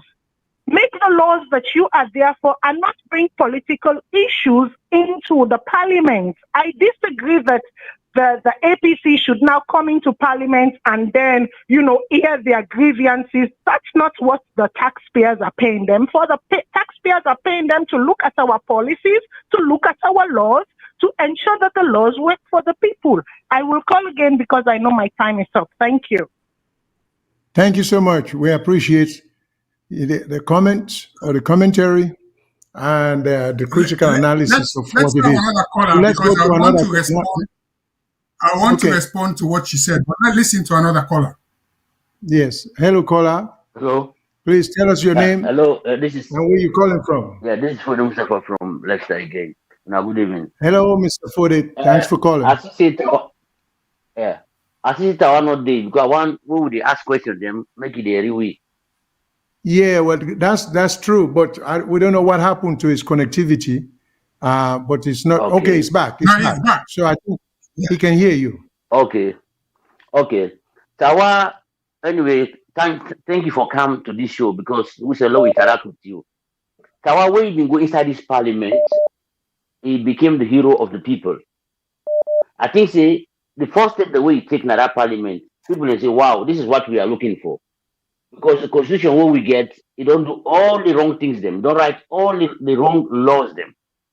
So the people them, they walk around that and they get in their way. But from the time with Tawa, he get the problem with the parliament, Panda PAC. I don't know Nade Ibide or whatever committee. Then punish him. When they punish him, he come back. Tawa is not the same anymore. Anytime he go now, from that time the way he can have parliament, now they go defend the Slpp with all wrongdoing. Anywhere then they go in with Ablukabu, now they go debate. Now no more than they say no, because it look like say they have succeeded in corrupting him. Because he been come with a different style. Even the case where he get with the ACC, everybody was happy that he stood up against the ACC. And the ACC been get problem with him in stance on that. So Tawa, to me, and to a lot of people, we been taken as a hero, we can have parliament, you don't disappoint them. The way Tawa when I tell this message, Tawa disappointed people because Tawa started in a way that people they look forward to young parliamentarians, whether they can inside that parliament, but let them stand up to those old people with their laws, with their crooked laws. But Tawa, he disappoints me woefully. Make Tawa know this. This lead way they take for going to defend all the crooked principles where they happen when you say this is wrong, it's bad. And some of we don't disappoint so much in him. To make him, if they want to do the defending things, why don't they call the old people, the one who do bad things, they can't defend them. Let them come and defend themselves. Why not they go there for go defend the wrongdoing? Now look at this election. Tawa, they can't talk about election. You know, say, when I do into a fight with somebody. The other person say, referee, that goal where you allow so that goal he not to go low. They say, no, watch the video. No, Tawa then they say, no, let them watch the video. Look at what he's saying. He's saying that the APC for count the evidence. No. Now you organize elections and now you're not the only possible way for announce result. So when you announce results, people are able to compare now with what they get. But you just can't say, oh, they get 500,000. They get. It's a global figure. This is a corrupt system. So this is bad. Because today they enjoy the SNP, they enjoy them because now they're in governance. So why don't put the same the other way, and then you stand there watching. I mean, you feel them when they do that kind of thing. This is wrong. The second thing where I go want for me, go with make Tawa know say the constitution and not with the thing what they want to do. Not allow una for let una count other people inside parliament to now make them say na PR. Unless they organize another election, the 65, the 58P or whatever, 54 MP, the MPs don't win. Unless another election, those 54 MPs they stand. There is no way una one put them, una bend the law again, say, oh, let them go out other one. No. Unless they change, they make another election where the APC they not contest or the person contest, they take the share of those seats. But meanwhile, now they forget the seats they are. No matter what you do, you not for put other people in there because now we don't hear Abbas Bundu and now what they talk about study other this, we don't want bend the law again. Thank you for giving me attention. Well, thank you very much. Right. I think so we get the honorable here. And in this platform, we always give everybody the right to reply. Honorable, you don't hear waiting and they say. I want to help them first with that the first caller, what you talk about. But I will let you let me be neutral and explain that system there before you come in. Because we get a PR system. Under the PR system, now district list we get. And as the honorable say, you get priority. Let's say, for instance, now, if APC decided, let's take Bombali, or let's take Potloko, for instance, because Potloko then share. So if the members, the way they represent APC, that Potloko, they not attend parliament for 30 days or plenary session for 30 days, then go lose their seat. But the person will go replace them. Now the other people are waiting at the APC list until the APC exhausted. That is part of the PR system. And the PR system is an instrument we're linked to the constitution. So there's nothing unconstitutional about that. So let's give the honorable time for a reply. Thank you very much. I don't listen to the two callers them, and I will appreciate for listening to other callers them. First, the last start with the last caller, we say he disappointed in me actions them, and he see me say from after I began issuing a parliament. Number one, last it say I never get issued a parliament. We have a situation where I decide on principles, and my principles remains the same. It linked to the first caller and himself. My principle is I stand for the things that are right, and if it is not right, I will say it as much as I will say when it is right, and I will say when it is not right. The problem with Sierra Leone and the Sierra Leonean public, both within and outside, now that you are only good when you say something where they play now the books and pages of the political party. You know, standing against or objecting the unaccountable interest in the Finance Act of 2019 was purely not on political grounds. It was purely because of the interest of Sierra Leone. And as he says, some aspects of the political fraternity say and say, oh, it is playing to our base. No, I did it for Sierra Leone. At the same breath, you don't ask me about the Auditor General's report. I have not changed my position. Me not to flip-flop in person. But the point is, if it is not right, the APC does not have a stand. The man say, now SNPP conduct elections, so now SNPP for do everything we ask for. No. The SNPP don't do all things we're supposed to be done for conduct the election. By that, I mean the president in power stops at appointing or bringing a nominee for the Electoral Commission. Everything beyond that one is subject to parliamentary approval. And in approving them, where there is an objection, like we say this now, the person will object. The onus of doing that appointment outside is on you. If you don't pull the requisite number, that nominee sailed through parliament and it is the decision of parliament. So the conduct of the election was conducted within the framework on the ambit of the law. So if you ask for anything already within the law, you also get for expected the person you ask, you get for get time for LPP and for you. Because the person not be expected is to handle within the law, and therefore do one for this person because of satisfier. So if you are asking for a disaggregated data, the onus of proof as to whether you think say the election was fraudulent or the APC was cheated in the election, the onus of proof and the burden of proof is on the accuser, the APC, not on the Slpp where they don't declare as winner. Because we now a player in the game, we not to the referee. Now ECSL na the referee. ECSL na they get VR. ECSL na they get linesman. ECSL na they get presiding officers, they will watch for them. We na agent, they will select APC no more. So there's no point in time where you go say, because me na a member of the Slpp, and maybe na me na the appropriate person we able for withstand the heat of that kind of question they ask when Mr. Shillon and Mr. Mengot they ask of one on behalf of the Slpp. I mean, the person will be able to go to the media and talk for on behalf of the Slpp in a way we go articulate the position of the Slpp. Now, he make the Slpp the same, just like the Honorable Abdukago. Now you go and you talk fine for the Honorable Abdukago because the Honorable Abdukago they do what things say they play now in political base. So for me, it should not be annoyed that I'm representing my political party. It should be grateful that you get a Sierra Leonean where they stand on a position, even where is still not a beneficiary of the system where it did, it still they tell you that it is not right that one, the Public Accounts Committee, they the chairmanship of the ruling party, where they against the Commonwealth's parliamentary principle and procedure who seven are part of, and they tell you still say not debating the Auditor General's report upon submission by the Auditor General now faulty one and a violation of the Constitution.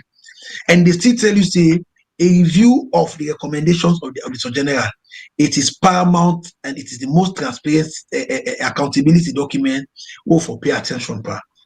It is a bold move and it's a move where for Lord beyond political party and beyond political lens.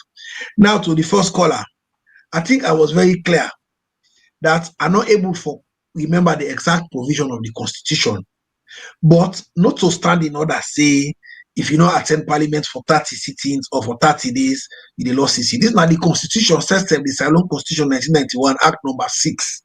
Not to me, not to the Speaker in Willow, not to the Speaker in Directive. This is not the Constitution system na in say that one day. We mean to say the Constitution the envisage say what they elect you as member of Parliament. If you subscribe your oath, you not for only go to Parliament, if you go and go do the people that work every day where Parliament get sitting. You know what then you also say at the attire. So because of them safeguards and they will the Constitution want for bring into 4. Then made the Constitution say if you knock out for 30 days or 30 sittings as the case may be, you lost your seat. So not to Tawa say or not to a decision where now the speaker they decide say they place them because no candidate. No, you get what meet the threshold for us before you qualify for being replaced. And even if they replace you like way Mr. Mengot said in the list system, they are not coming straight to the Slpp. Or neither they go call trade unionist groups, they say when I can't say don't know. They have to go back to the people that were there now the other part of the list of the APC, where if peradventure somebody for be don't die per that list day, or somebody for be don't resign, or somebody for be don't choose say, okay, I don't want my seat anymore. Therefore, we don't go back and go take them and say, okay, can replace this person. Now from that list, they go back and go ask the APC or ECSF for subscribe for provide the list and to Parliament. For let Parliament invite them people and they with accreditation from ECSL, certification say you have now been elected a member of Parliament pursuant to ABC and the provision. So it is not subject to Parliament. And on the issue of collaboration between the executive and the legislature, there is no government in the world that will not collaborate, or there is no that will frown at collaboration between the executive and the legislature. However, there are two independent organs of government headed by two distinct people. So none not subject to the decision of the other. We only operate independently. Even when the executive introduce a bill in a Parliament, we get responsibility, we get onus for review that bill, I make we the constitution say every bill, the standing order say every bill where they introduce in the parliament, there must be a pre-legislative hearing where they give the member of parliament the general overview, the general understanding for let go do research. Because the unfortunate side where the Sierra Leone parliamentarian they go to, now that naina in secretary, naina in researcher, naina in typist, naina in editor, and they do everything for himself. So now he make then the constitution and parliament force about privilege. So after privilege, when you don't introduce the bill, like where Mr. Mengok say, every bill gets objects, every bill gets memorandum, and every bill they come with an explanation. It is that explanation that you present in the first reading, in the second reading, after they don't introduce the bill in the first reading, and after I don't read that memorandum and the objectives and the general justification. It is incumbent on Parliament for say proceed into a third reading, or we send them to the legislative committee for let go look at this document page by page and review them, so that it is not the document or the executive they bring Parliament they can adopt who client and think. No, we always do a review, and we always ensure say they review that they are informed by position papers, by contributions, by letters, by input from various bodies, civil society, other bodies that were related to that particular area, the way the bill they can for introduce. So Parliament is not rubber stamp, or Parliament, no, they just take the executive in programs them and enact them into law. No. So the distinction where they exist in any country between the executive and the legislature is the same distinction existing in Sierra Leone, and the collaboration where they happen between the executive and the legislature. For example, when there is a debt ceiling crisis in America, President Biden they invite the speaker, whether it is Nancy Pelosi or whether it is McCarthy, you will talk to him and present your programs and say, okay, this is what I want. This is how I want it to go. And the speaker will say, no, we cannot do it this way. We are going to pass it, but we will pass it in this format. So it not stop inter-party collaboration. And I mean to say, when Nancy Pelosi was the speaker at the time, if they introduce there is a debt ceiling crisis, President Biden you know they engage. No, he has to engage. She has to engage her, because and then they go speak on behalf of himself and Democrat. They go speak on behalf of Parliament and the issues the way Parliament would bring forward and they negotiate them. So it's the same in Sierra Leone. So not so the speaker a mandate for say today when I come they can bring a book and put inside. No, the speaker would have to refer to the law, follow the law, and the law take in course. So the point at issue is, I don't want any of my colleagues in the 5th Parliament will succeed for come to the APC in this 6th Parliament for be replaced through that mid-day and through that medium day. So my call to them is, come and fulfill your constitutional responsibility. Okay, thank you, sir. I want done one last point on this parliamentary thing. I like this challenge where we go, because we'll get some other issue. We'll go and play one video of a contemporary issue, because we'll get some we'll go and discuss about. 2 things. Number 1, you talk about how bills and they pay in a parliament. Yeah? I mean, as you know, I'm very passionate about transport. And recently, I see a particular bill we go in a parliament, where I can tell you, go reference down there for me. It is the bill we create the Sierra Leone Public Transport Authority. Because as you know, I was working there, where then they shift regulations and operations from SLI. And that bill, they only take 2 hours in a parliament. 2 hours in a parliament, and they approve it subject to amendments, which was very strange. So you not go through privilege, you not go through first or second reading within 2 hours. And I think that's the problem. The other issue I'll like comment on, where I will finish here, you don't attend the CPA, Commonwealth Parliamentary Association session, and I think say you also make mention say the APC guys there for kind of parliament. In most Commonwealth parliamentary procedures, and even in the UK House of Parliament, where I've been privileged for staff, you get times then when they allocate to the opposition, when they call opposition day debate. Is that the same in Sierra Leone Parliament? whether they give the opposition time for let them bring issues of concern about them people for debate them, because it seems as if we get a situation where you take the House Business Committee, give priority to government issues them, and particular issue then they can bring come, where then they frown upon. I remember even Mr. Speaker, one time in the way Mr. Speaker talk about transport matters, where he say, if this can happen to me, Mr. Speaker, that they talk about issues for deal with, charges, right, for motor vehicles and everything. And in order the House say, let them look into a contract where them is signed.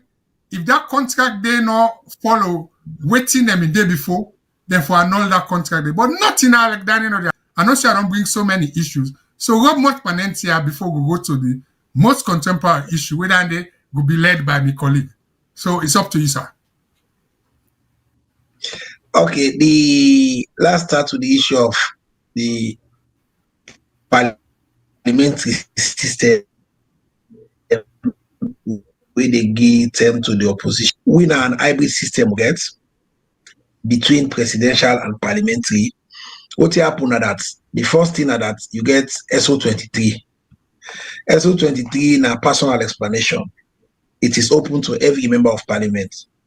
If you get an issue where they na your constituency or na your district, what you think say you want let parliament react to, or you want let members them talk about, you they do under SO23.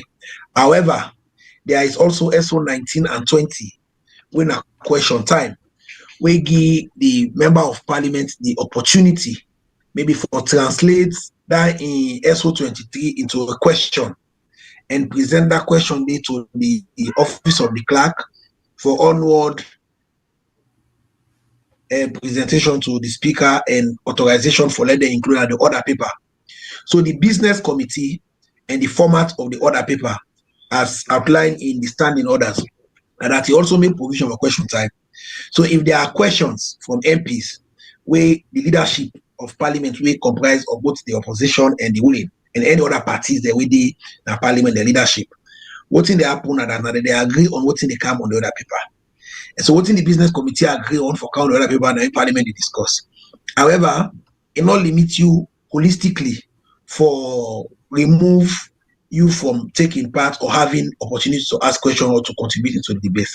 So more or less, opposition MPs as well as government MPs have the same fair opportunity for bringing issues na the well of parliament, na the chamber for debate, and it gets right for submit questions and for the questions that it be answered by whosoever. For example, you will realize say in the last parliament, the honorable Hassan Sisi when I be the opposition whip, be the request severally for the bank governor for calm na parliament. But because the bank governor no would address parliament straight from the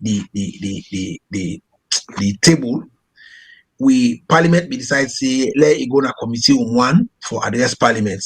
So they began to invite the bank governor because it was a question in the form of SO23 where the honorable Hassan Sisi be the bring come up continuously. So the bank governor will become and can respond to the issues that they and get detail of the issues then he prepare a proper document and take parliament through and take questions and he be asked for parliament in a resolution.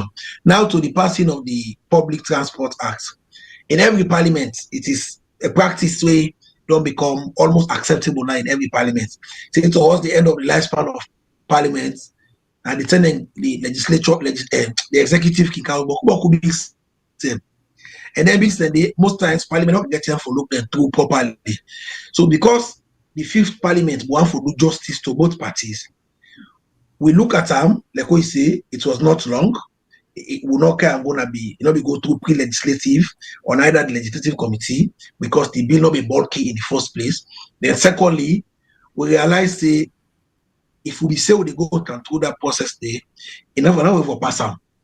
So we say okay, we are going to pass it with amendments, but the amendment them for come back in parliament with this bill or with the regulations, now we compare and no say it is consistent with best practice.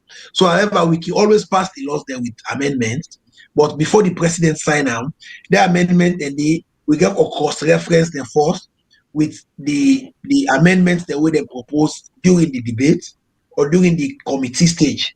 Because when it comes to the committee stage in the lawmaking, now the tell way members in the make amendments who they expunge certain clauses or who they include new clauses.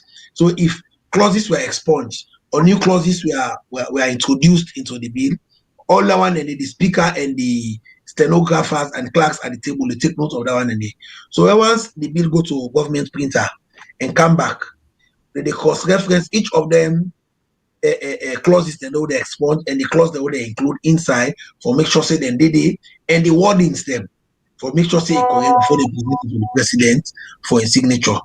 So now that one they make you see that particular law then pass and mostly what in the law be there about and before just set the corporation as an entity, as an agency, so that themselves will get powerful, able to raise money for themselves, and they'll be able to operate on a proper statutory instrument.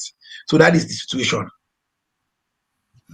Well, just to finish, I can tell you for sure, say the president don't give assent to that bill, and the amendments not be ever debated by Parliament. So I go appeal to and I say we go get for revisit that building. Me and one person we go campaign on that.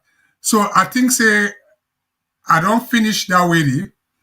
I don't know if we get any questions for we get any call at the end of the line, because once take the final call, then there's an issue we want bring to you, but that you normally market and then market to man them because I will see you there. We been go talk on them. Their floor end with Dandy. So we get two more call on the line. Mr. Shilon, give the prompt.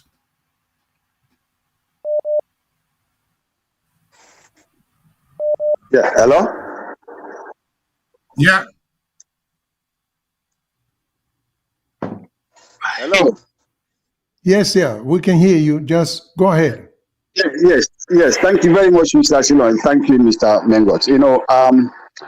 I want to tell you thank you at least this era of these days now, Sierra Leone, people like you now still exist, and for me, bring things to light. Now these are the danger of politicians, and for be careful within the way because then they will not be getting tired. They all shaking them and people not be paying interest. Then now make this government now social media don't widespread. Young people and politicians like Tawa them, they therefore be careful because people like now they watch now they see. Now not new to governance system because now the operator usually be part of the solution day when they know what's in the law system. I want to agree with the first caller, the woman we call, my sister we call. It makes some brilliant points. The point that then people are not sabi anything, not constitutional lawyers them, but then they pass on some bad laws them. You see, Mr. Shilon and Mr. Mengo, before we come to this point, Moko look at where the problem was. Now this will fail for their lives. This is not about party business. This is about the country. But today you get parliamentarians there within their own parliament, because their own particular party, they ever criticize any law where they favor them. In the first place, how Abbas Mulu surface as a speaker in the first parliament, in the fifth parliament? Look at that. And they endorse him. They remove 10 members of parliament from mine. So now there you see the roadshow trick where they begin to play. You see, and they accept. Let's assume another party bring and come. Therefore, we accept. So we look at all of the laws that are where them pass. And Abbas Mudu, he know this constitution. This guy, he gets PhD in law. And Madabio, as a leader, you don't know much about governance system from the military. As far as we know in the history, what we read, what we young, what we follow, politicians there. Madabio not get any role too much on governance system. The architect of all of this, now Abbas Mudu them. Now then problem how they fail for their lives. Now then people don't understand. From what me and you know Abbas Mudu, which good way you don't really invest in that country. Rather than what's the episode today. people like Tawa them, then are young people and coming up, then therefore be careful with them kind of people there. Yeah. Because if you look at them laws there, look at the mandate where they give the commissioner.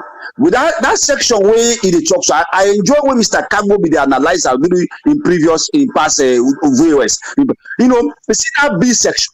How could a law like that pass to give the power to the commissioner, be it fits that when you feel for aggregates, imagine that, and they support it because they know already what they play.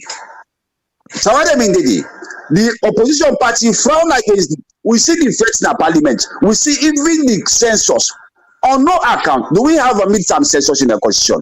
All the census when me why get set why don't we at the area census na 10 years. But them bring come because they want for justify see can they get people them pass friction and they go with that. You see, so their problem and they see today that they emerge so now. So if the opposition they boycott all of these things, we don't see them. Go na court. No case, no call. No case. They even frown against some of the opposition there from this the woman where they appoint something send that Bosiri. Even in own case again, he passed through because people like Tawa and his colleagues say they already don't back the system. And the architect of the system, now the speaker. So the problem I will know the 60. So now when they come out now to the bigger problem now what is happen now? The opposition get fear.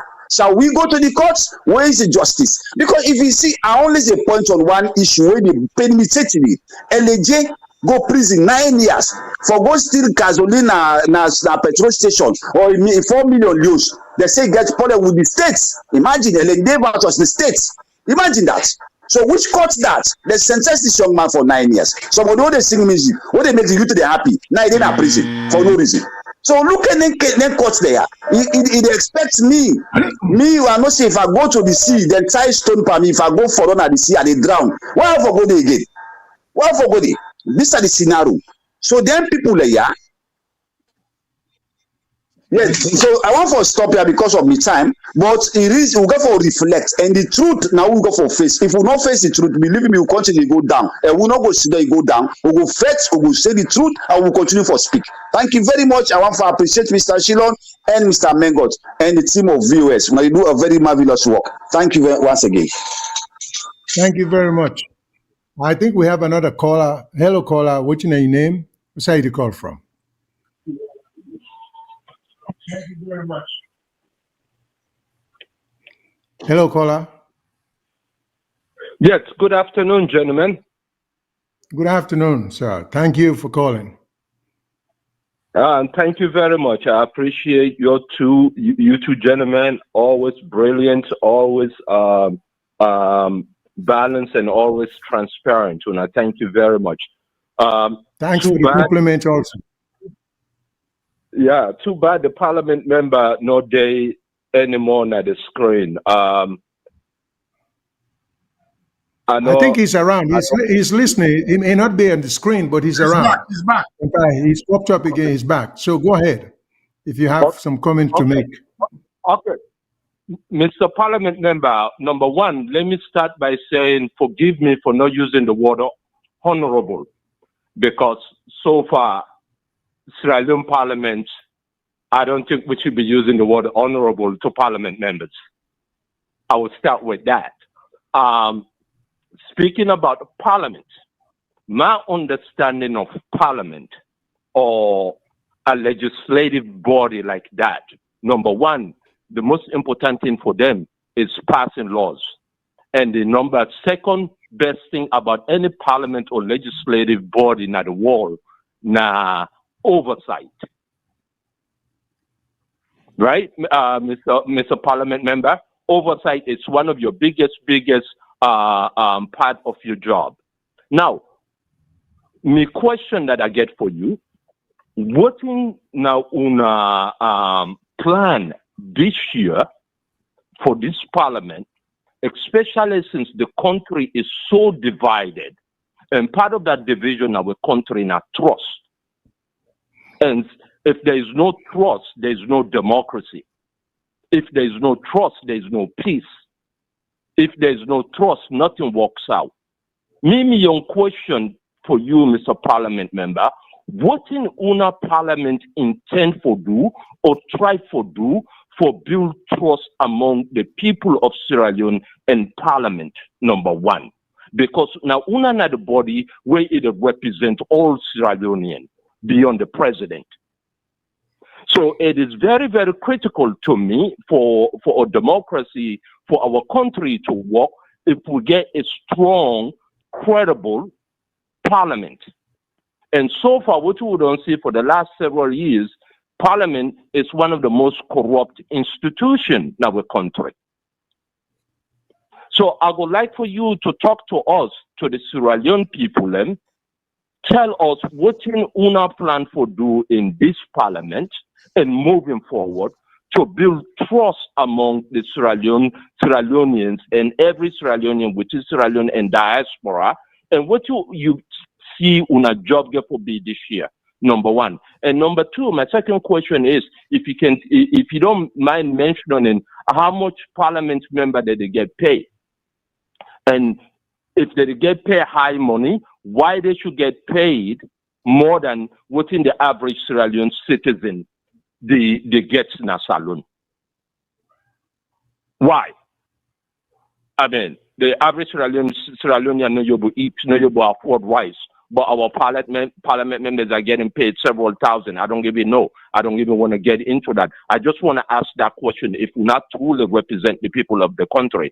And then going with that same route, me in economic, I left Sierra Leone 29 years ago. Why I left Sierra Leone 29 years ago, I left Sierra Leone in darkness. Why I entered Sierra Leone 29 years later, I entered darkness. So to me, the problems are still always the same. But the point that I'm trying to make on this last part is, voting now on a plan will get serious issues right now with Kush, where they destroy our young people in a salon. Voting at the parliament plan to do oversight over Kush, because what we understand from Kush, it'll come up from outside and come in. Voting a parliament plan for call from the Minister of Justice to the police, to court authority, to everyone included. Voting at them plan to investigate this and get this to the bottom of it. And part of that. Okay, sorry about that. I think the caller exhausts in 3 minutes, 15 seconds call time or limitation. So if you want, you can call again, but I will actually almost at the close of we program, but me co-host get a very important topic we want to discuss with respect to the Lumley area where the MP, Honorable Tawa Conteh, represent. So we'll see a whole lot of commotions for whatever reason. So he gets some question where you want to ask. So Mr. Mengot, back to you. Do we need to play the video first? Thank you very much. You don't come back. Now we want to talk about a national issue. A national issue. And this one, I will hold you to it because I know Botan very well. So one play a video of something that happened at Lumley. And because I've been there with an interview about that Lumley market. So one talk about this issue of street trading, how you deal with the Lumley woman there, and the Abacha street people there. Waiting at your view as a representative of your constituency now. So let's go to the technical team. Let them play this video for you. When at the final part in short. This is the parliament again. This is a national issue. And it's very dear to my heart as a transport and urban planner. Yes. Una good morning. This na Jebu Run Lumley. Me una see how they destroy we. They want make more utonga region na this country. Jebu Run na they dem broke so all the shop the way they Jebu Run. Una see they don't broke all thing na ya. They want make from every tonga region na street say all police there for go way useless we. Una see and as una dey see so na the trouble this. Right now you thought market safe now you aid. Then the only market then take na you earn. Right now Jebu Run na that they sell. Now watch no more now where they can this all the money then broke the table there. Now see no more we sit down like jumbo fish. We sit down like say we no get honor, we no get wetin we dey do. Now the Jebu Run this so side and broke the table there. All who side they show so now side the table and snap. we always sit down so. Now we wey we dey sell jebu run. Now we think dem this and dem broke so this 2 o'clock morning. Now the cry this one be the cry where APC no win, where dem thief this election here per APC. Now the cry this one we dey cry. Don't see where they destroy win alarmly jebu run. Do ya una sorry for we how go live na this country? We get we nation, we no dey enjoy we life there. Dey like today, wey see some of we company and the way suffer other next man country. Na the thing is, we work there na we country na enjoyment no dey, na sufferation no more. Una susa we dey fend we live in, na they can destroy so. Now thank you for share this message here. God bless we all. God bless Mama Salome. Well, I think we don't lost the honorable. No, they don't come back. No, the honorable is there all the time. Okay, it's up to you now. Me don't set much now. I will let me host now. We will ask you a lot of questions because this one I think just for use the parliamentary term. We have in the parliament when they talk any debate, you get for declare an interest. So I get an interest in this, so I recluse myself from this one, and they left you with me legal. So go ahead, sir. Mr. Shillon, it's up to you. Oh, well, MP, we want to know if you get some deep understanding of who are they in charge with the broke then table here. Now government policy, now the government, they authorize some agents them of the government, or now the police then this way they go ahead. Because the trouble with them breaking of tables there, he had for criticize unless we know the foundation of all this confusion. Because these people come out there for make them daily living. Then you get people them under color of either law or the authorities them, then get an agents here with us to come and declare and break tables and kick people in the market and spoil them. So I will not say you're very conversant with the problem, particularly the one at Lumley, one of your constituency that one day. And if you can just shed some light for we as to waiting at the root cause, waiting at the short or long-term solution, and how do we try for prevent recurrence of that kind of a thing? I know congestion now one of the problem we want to try for solve. But let me give you an opportunity for us to explain to we, which you can tell we let we understand how which does lead to all this massive congestion, breaking of tables, and relocation of some of them people here over the years say the government want to do. And then I think if you may, explain to we, because I am one person who has always been opposed to the Local Government Act. I think, say, the Local Government Act is not only unconstitutional, which the lawyers can go to court for challenger, but it transgress and usurp the powers of city councils and district councils, where I think without challenging that law, I think it really not a constitutional law by Sierra Leone standard. I think it should be challenged, the act itself. It may not be illegal completely, but there are substantial part of the Local Government Act that I think should go to court and be challenged, because you get a city council elected by the people. Then you get a single minister who get power over the mayor, and the minister can override the wish of the people. Then it not only not make any sense, it clearly on its face is unconstitutional. So I just want to make you help for address some of the issues then there. Thank you very much, sir. Firstly, the issue now normally, and I have to be very honest, the first thing is that they see this video. Oh, okay. The second thing that now the first thing is that they see this video like a book on. And the second thing that sometimes when we come to public, we have to be honest. When governments enter into an agreement with the World Bank for finance the IRON project, the Urban Resilient Integrated whatever project, transport project, they always include the property affected persons. We already don't establish businesses who sign and not be supposed to establish businesses in the right of way.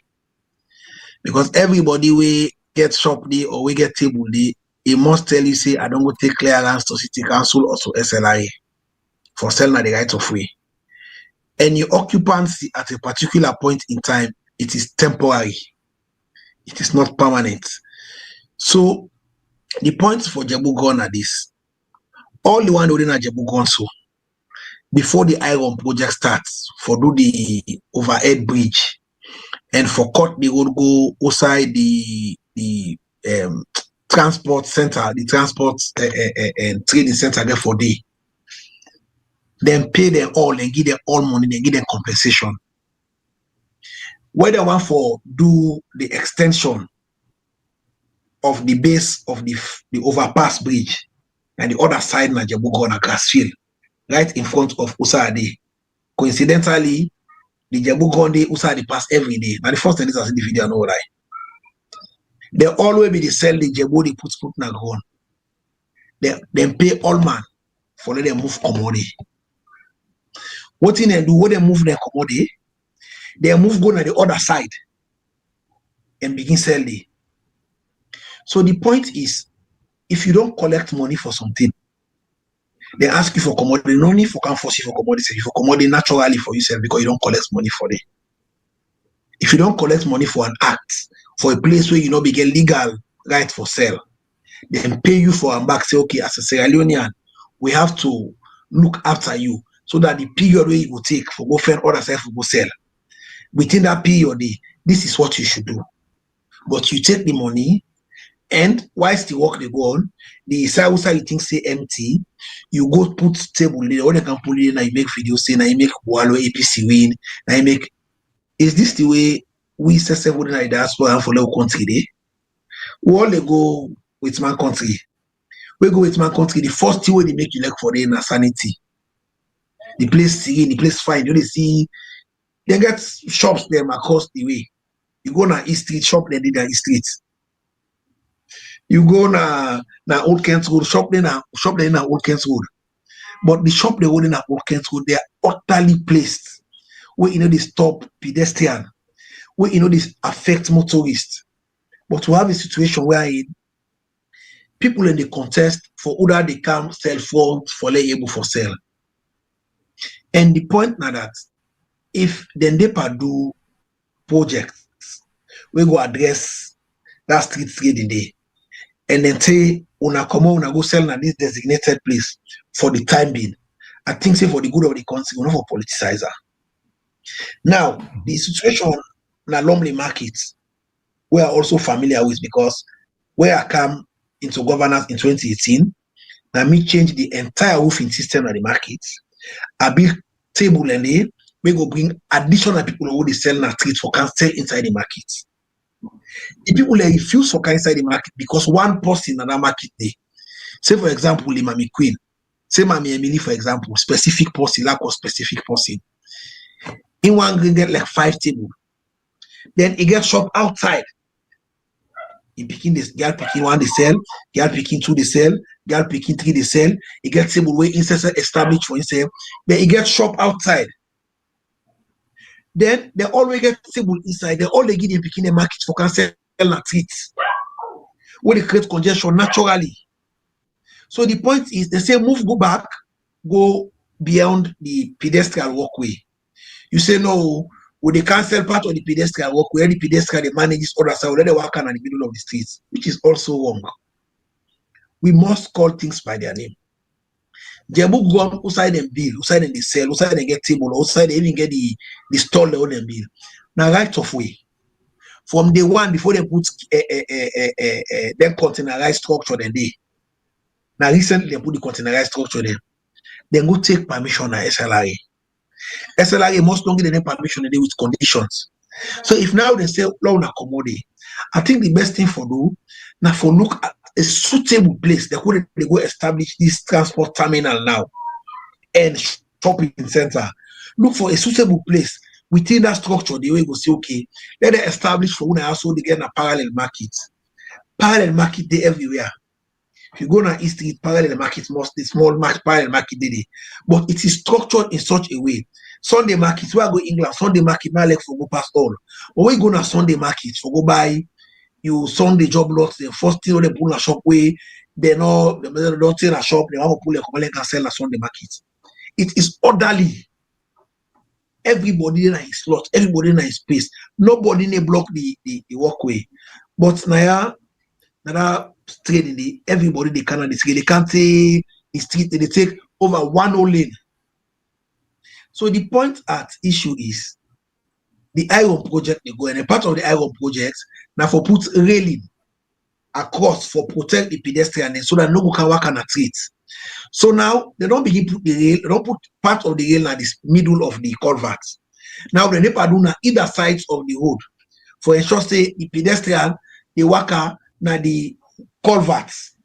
And when you walk around the culverts, then they only open outside they put zebra so that it will reduce accidents and it will also remove the challenge where the motorists they get for able to navigate a way between Okada, Keke, wheelbarrow, Omolanke, and the pedestrian. So now they are saying pedestrian, take your own pedestrian walkway. So they put railing there across, right across, they go up with by force. So because of the railing, they don't come, you put an alarm, they don't start from down na Lumley Bridge, the Freetown Road, from down na Freetown Road. They come up with an now, they don't reach right na Amado Lane, they don't do Daska Center. Mr. Mengot, you understand the area where they call. They don't do Daska Center. Now they come towards Jebukon and go up Freetown Road. Now that one they make they remove them day. And they don't give them prior notice. And like I said in the beginning, they don't collect money, they don't pay them, they don't give them money for Komoyana. So then just they insist. The other man, they pay on this side, if they sell plumbing material. They go outside them about they do the scrap, outside them about they scrap them, metal them, it begin sell the where it begin sell it for some time. The space where they outside them create outside them they work. A guy can't put table there back. Now they don't come work with table. Now they make videos say, oh, they deprive you for sale. But if we don't leave the video say, I have collected money of this quantum from government for that no sell now, so but I still can't sell them back even after don't put me there. So that everybody go understand. So particularly like Mr. Mengot say, the issue alumni are familiar with them because every part of the way, it's how the Ministry of Transport can pull them without to arrange their compensation. I resisted them. They want to cow them grass. You say they can sell na the field. I said no. This na the field who say Muslim they pray, na the field who say Christian they make crusade, na the field who say they play football, na the field who say they do all recreational activities and they can sell market now. What you should do is compensate them so that during the period they go look for suitable place, or while they wait for the transport terminal and shopping center, the market, big market where they build, for them go sell the, let them get means for survive. And they collected money. Some man collect 10 million, some man collect 20 million, some people collected as much as 100 million. They want to they put them in small market na some man collect 2.5, some man collect 3 million. For like commodity no more.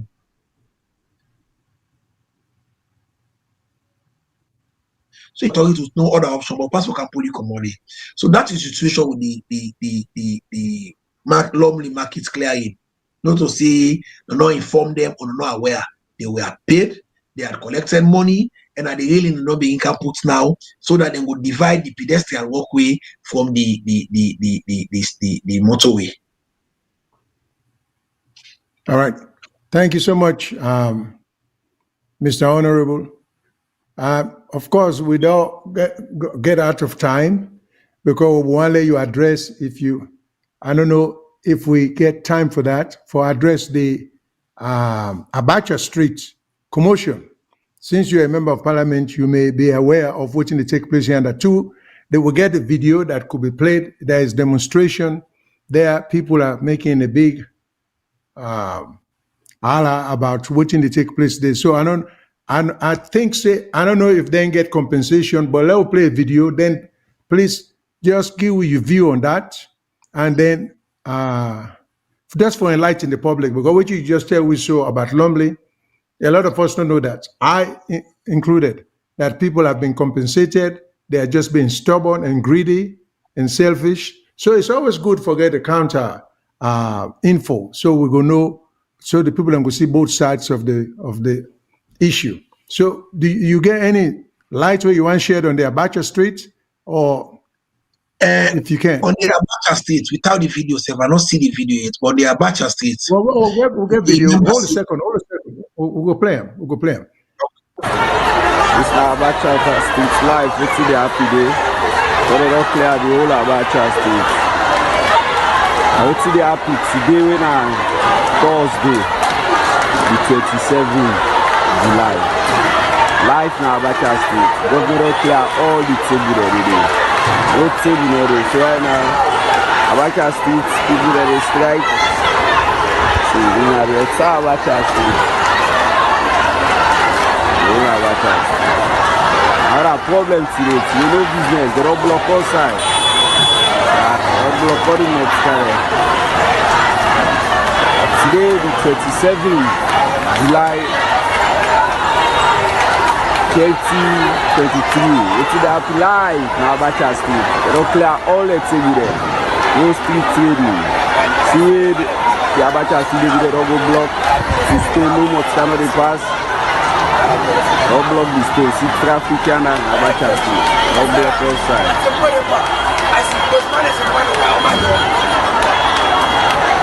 So I don't say today back now, void.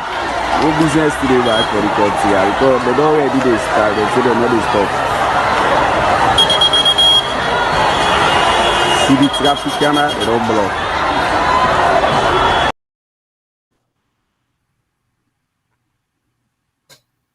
All right, Mr. Honorable. So if you can just shed some light on this for we will appreciate that. Yes, sir. On the Abacha Street, firstly, we all get them clear from wherever we listing and wherever we connected. Say street trading by law na Sierra Leone illegal. This one not to law passed by Slpp. This na law that don't pass from 1960 something. Street trading is illegal. Now the battle one day way the former mayor in blessed memory Akibo bet be the first to trade and they not for sell nothing because street trading illegal. Now fast forward during the August 10 incident, we all go remember say Abacha Street at one place where they clear completely. They remove all the table in there. And then nobody sell again after that, and nobody sell that street again. But because we are Sierra Leoneans, and because government they look at multiple ways, where I think saying a mistake. Discipline is discipline. You have to enforce it and enforce it to the letter. Because at the end of the day, where other people encounter our country, if not to big markets where you go say designated, like what I say, just no say like Sunday market, where you go there, you know say designated was Sunday market, all man get import where they sell. If na motorway, they will not tolerate people from begin selling from the beginning. So Abacha Street, they have no business selling on the street. So government for remove them from the street. If you see the video, you go see steel rail lane on either side of the road. Then steel rail lane, then put them after August 10. For let them stop them, for let them give free access to that middle center of the business district. Then begin talk to shops them. For let them give them access for sell front the shop them, give them leverage for sell at a particular point. Now the shops them. When the shops they allow them, and the police themselves become compassionate and become humanitarian and become human enough, they move from there and come back at it. And if you come back at it, you create traffic, you create congestion. The only thing you don't show say you're not supposed to be tolerable. So the best thing for do now for take you off there completely. The law there and the law, nobody will take the law like that. We have to accept that this is not Sierra Leone. And we have to stop as politicians for begin for play into the people the narrative and say, oh, if our party be there now, this not for happen. If it is wrong, say it is wrong. Now make with man country better pass in Africa and a Sierra Leone. Because whether it is Democrat or Republican, if the war Ukraine is not right, then they say no right. Whether it is Democrat or Republican, if voting Donald Trump they talk, yes, part of embase them, Senator Lindsey Graham and others, the way they look for Donald Trump, if he will still stick to a lies. But other people, like the Secretary of State in Georgia, even though they're Republican, they say I need to bend the law for your sake. I am going to do the right thing. Vice President Mike Pence, he said, turn the result. He said, I cannot do it. Because at the end of the day, the country can force. If we political parties them, the APC, they say, oh, if now we there, when they sell na trees, you are destroying the country. They invest so much on road construction. And you allow people to waste that whole day, waste taxpayer money, just like that without the taxpayer not get benefit out of it. So the point at issue is this. I'm not saying the Victoria Park market not done it. But it will surprise you for no say people not decide the market safe. People not in the Victoria Park market safe. Because they just believe saying that you can sell and treat, now you they sell. And that is not it. Business is like a normal life. Now what thing God mark for you, now you they get. So a better law will sanitize the country. Let it will not able to reach the level where other country than they in the West. Because Africa is different from the West. African community. The West almost aware of a responsibility. But in the best of we ability, Lord try to transform the country into a place where somebody will come, where you say, oh no, this is different. Let you know invest millions, $12, $13 million for make road, then people that can sell it, then pull the road back for you, just like that. If you can normally, if you go to Abacha Street, even 10, by then 8, 9, even though they sell right around the clock, if you see the volume of dirty they deposit under, and nobody they pay for clear dirty today. Now, past them, they pay them 500 and 1,000 euros. We're not sufficient for one the council. So now, it make council always rely on government subvention because people know they pay for the dirty. And they sell now the trees, but you send a government for the whole thing for you. So the point is, I see no reason will make them coming back due to whatever understanding they don't get now. With shop owners then for sale, and then say no, when I go inside or when I stop for selling at this point for result into commotion. The point that now way politicians them they make the situation like it is vulnerable, so everybody can come and take the law. No, the law they authorities then they and I make the police and the try for sanitize situation. Now we get free passage. It will shock you for no say Mr. Shilon and Mr. Mengot that Sierra Leoneans the way they come out now is where they can walk. When they return. They return way na to Abacha Street. They spend hours to navigate the way no on Abacha Street to the market to man. So let them go sell inside the market. Who sell market? No, the government has the responsibility. But the point is, let the motorway be clear for motorists and let the pedestrian way be clear for pedestrian. So everybody will enjoy right and everybody will exercise their responsibility. Thank you so much, Mr. Honorable Member of Parliament. We get so much, we can go on with you for another hour, but we know your time very precious. We appreciate the time we offer we. And we've learned a lot, and you've been so enlightening. So let me turn you over. So I thank you on behalf and on behalf of VOS. So let us see what Mr. Mangum say, my co-host. And I think we'll go shut it down for the day.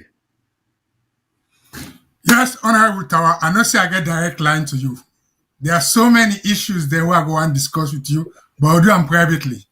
I'm sure you know me what I do in salon. You know me what I do, and I'm very passionate about Parliament. One thing I would like for telling her, whatever, I would like for share my experience with the new MPs then.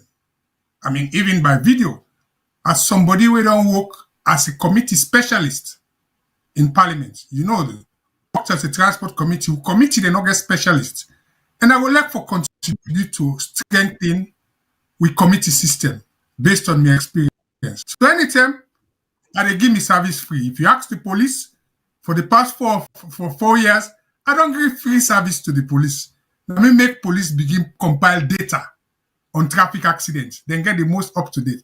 So I'm always open to give the government support, despite sometimes people like who label me the red brigade or the green whatever. But I'm always Mr. Mengo. Thank you very much. We appreciate. We always there for let people that can give it and view, and we will make sure say we support you now. And I look forward to a vibrant 6th Parliament. So I can call on you anytime. You get me number. So we thank you very much and we appreciate what you don't do for we. So now my last word and I say tata, and now we see competition. You sparring partner, the last program we'll do, it get 20,000 viewers to date. I know say you go top 40,000. We go give you the record. Thank you. Thank you, sir. Thank you. Thank you very much. Thank you for the invite, and I appreciate them so much. And I always open for come and share my thoughts and for talk about Sierra Leone.